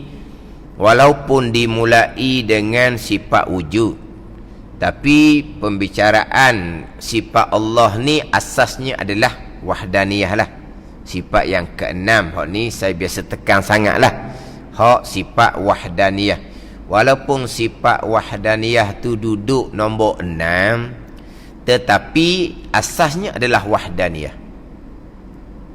Sebab kita nak bicara berkaitan dengan iman, berkaitan dengan mengenal Allah Subhanahu wa taala, kita mulai dengan 2 kalimah syahadah. Asyhadu an la ilaha illallah wa asyhadu anna Muhammadar Rasulullah. Jadi syahadah yang pertama, asyhadu an la ilaha illallah, aku nak saksi bahawa tiada Tuhan melainkan Allah. Nafi, tiada Tuhan. Isbat, melainkan Allah. Dia panggil nafi dan isbat. Nafi ni tidaklah, isbat ni netak. Ada ni, isbat ni netak, melainkan Allah, tu isbat. Nafi dan isbat. Ada lagu kan? Ada lagu nafi dan isbat. Ada? Tahu ada lagu dah, nafi dan isbat. Jadi nafi ni la ilaha, isbat illallah, tiada Tuhan yang ada Tuhan yang disembah dengan sebenar, illallah, isbat netak, melainkan Allah Ta'ala. Apa tujuan didatangkan nafi dan isbat? Tujuan faedahnya adalah hasar, dengan makna Allah jua Tuhan. La ilaha illallah dengan makna Allah jua Tuhan, Allah sajalah Tuhan, Allah hanyalah Tuhan, tidak ada yang lain. Jadi Allah jua Tuhan inilah wahdaniyah. Jadi daripada syahadah yang pertama pergi kepada iman, beriman dengan Allah yang esa. Ada ni. Sebab tu dalam kitab Dalilul Falihin, syarah kepada kitab Riyadhus Salihin, ketika mensyarahkan hadis Jibril alaihi salam, hadis Jibril alaihi tanya Nabi, akhbirni anil iman, cerita akan daku ya Muhammad, apakah dia iman, berkenaan dengan iman. Nabi pun jawab, antu'mina billah, bahawa engkau beriman dengan Allah. Itu rukun yang pertama. Di huraian Dalilul Falihin, antu'mina billah, bahawa engkau beriman dengan Allah. Apa huraian dia? Bi annahu wahidun fi zatihi wa sifatihi wa af'alihi. Ada. La syarika lahu fil uluhiyyati. Dia ada panjang. La syarika lahu fi uluhiyyatihi. Dia huraian panjanglah. Tapi dimulai dengan apa? Antu'mina billah, tu jawab Nabi sallallahu alaihi wasallam, bahawa engkau beriman dengan Allah. Apa makna engkau beriman dengan Allah? Ai bi annahu, artinya bahawa Allah Taala wahidun, esa, fi zatihi, pada zatnya, wa sifatihi, dan pada sifatnya, wa af'alihi, dan pada perbuatannya. Kenapa dimulakan dengan keesaan? Sebab beriman dengan Allah itu iman, hak zahirnya Islam, la ilaha illallah, tiada Tuhan melainkan Allah, Allah jua Tuhan. Itu Islam. Masuk pada iman, beriman dengan Allah, beriman kepada Allah Ta'ala esa. Itu permulaan. Sebab itulah sifat 20 ini asasnya adalah wahdaniyah. Bukan sifat 20 asasnya wahdaniyah. Sifat Allah Ta'ala, sifat kesempurnaan Allah Ta'ala, asasnya adalah wahdaniyah. Asyhadu an la ilaha illallah, artinya Allah Tuhan yang esa. Bukan gitu? Tuhan yang esa nilah pastilah bersifat dengan istighna dan iftikar. Maksud esa ni wahdaniyah ni lah. Sifat 20 hak cara tafsir kemudian. Hak ni hak mula-mula nak bicara Allah berkaitan dengan mengenal Allah ni. Jadi asyhadu an la ilaha illallah dengan makna Allah jua Tuhan, jadi esa. Bila Allah jua Tuhan, pastilah Allah ni bersifat dengan istighna dan iftikar. Apa makna istighna? Allah yang esa pastilah terkaya lepas daripada segala-galanya, sebab hanya Allah jua Tuhan. Kalau Allah tidak istighna, Allah berhajat kepada yang lain, tidak ada yang lain, sebab yang ada hanyalah Allah. Maka pasti Allah bersifat dengan sifat istighna, terkaya Allah, lepas Allah daripada segala-gala. Allah yang esa ni asas dianya pastilah bersifat dengan iftikar. Apa makna iftikar? Segala-gala yang lain akan berkehendak hanya kepada Allah, sebab hanya Allah jua Tuhan. Ada ni.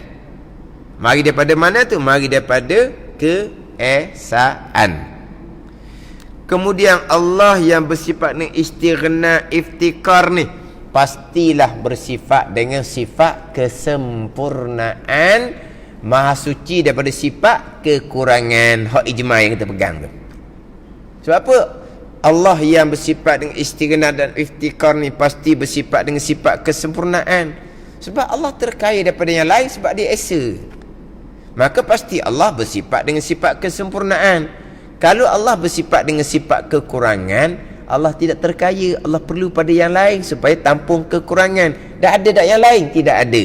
Bila tidak ada yang lain, Allah pasti bersifat dengan sifat istighna, iftikar. Allah pastilah bersifat dengan sifat kesempurnaan yang tidak terhingga banyaknya, maha suci daripada sifat kekurangan yang tidak terhingga banyaknya. Jadi makna bukan sifat 20, asasnya wahdaniyah. Bahkan mengenal Allah permulaannya, mari daripada asyhadu alla ilaha illallah adalah keesaan. Tapi susunan sifat 20 ni ulama letak wahdaniyah tu nombor 6. Kenapa tak letak nombor pertama? Jadi nak bicara apa-apa sifat, bicara wujudlah dahulu. Tu. Dia gini, dia sifat Allah ni tak ada nombor 1, nombor 2, nombor 3 tak ada. Sebab sifat Allah ni qadim belaka, sifat yang sedia kala, tu qadim. Yang sedia kala belaka sifat Allah ni. Bukan kata nombor 1 kemudian timbul sifat nombor 2, kemudian timbul sifat nombor 3, bukan. Jadi letak nombor 1, 2, 3 tu susung hanya kerana nak sebut. Kalau dok susun nak sebut macam mana? Bukan 20 sifat, 2 sifat pun kalau dok susung yang pertama dengan yang kedua tak boleh nak sebut dah. Jadi letak nombor 1, 2, 3 ni kerana nak susung, nak sebut je. Susung kerana nak sebut. Tapi oleh kerana sifat 20 ni kena susung, sebab tak susung tak boleh sebut, maka ulama susung pun ada hikmah dia. Jadi nak bicara apa sifat sekalipun, bicara sifat wujud dahulu. Wujud Allah wujud yang macam mana? Wujud yang hakiki, wujud yang zati, yang bersifat dengan kidam baqa'. Bila Allah ni wujud yang hakiki, yang bersifat wujud kidam baqa', pastilah Allah ni mukhalafatuhu ta'ala lil hawadis. Pastilah Allah Ta'ala bersalahan dengan segala yang baharu. Pastilah Allah Ta'ala tidak serupa dengan yang baharu. Sebab yang baharu ini bukan wujud yang hakiki. Yang baharu ini ada permulaan. Yang baharu ini binasa akhirnya, tidak bersifat sifat baqa'. Jadi pastilah Allah yang wujud hakiki, yang bersifat akidah baqa' ni pastilah tidak serupa dengan yang baharu. Ini susunan dia. Mana ni? Allah yang tak serupa dengan yang baharu ni pastilah bersifat dengan qiyamuhu ta'ala binafsih. Ini susunan. Barulah dia pergi kepada wahdaniyah. Kemudian wahdaniyah ni saya cukup-cukup tekan hak susunan wahdaniyah tu. Susunan wahdaniyah ni keesaan pada zat, keesaan pada sifat, keesaan pada perbuatan. Saya tekan keesaan pada perbuatan. Apa makna keesaan pada perbuatan? Yang berlaku kesemuanya af'alullah belaka. Perbuatan Allah Ta'ala lah belaka. Af'alullah itulah yang hakiki. Adapun af'al makhluk hanya majazi sahaja. Gitu. Keluar pula hakiki dengan majazi, gitulah. Jadi af'alullah hakiki sebenar-benar, af'al makhluk, perbuatan makhluk dipanggil majazi, letak je. Af'al makhluk hakikinya tidak ada. Ada hanya majazi. Jadi keesaan pada perbuatan hanya af'al Allah Ta'ala jua yang ada, dan bahawa semua perbuatan yang berlaku adalah perbuatan Allah. Allah mana yang perbuat segala-gala. Allah yang bersifat dengan kudrah. Sifat yang ketujuh, sifat kudrah. Maknanya kalaulah mengaji kaedah sifat 20 ni, insya-Allah lah bab qada dan qadar clear dengan akidah ahli sunnah wal jamaah. Jadi wahdaniyah sifat yang keenam, keesaan pada zat, keesaan pada sifat, keesaan pada perbuatan. Keesaan pada perbuatan, semua yang berlaku perbuatan Allah.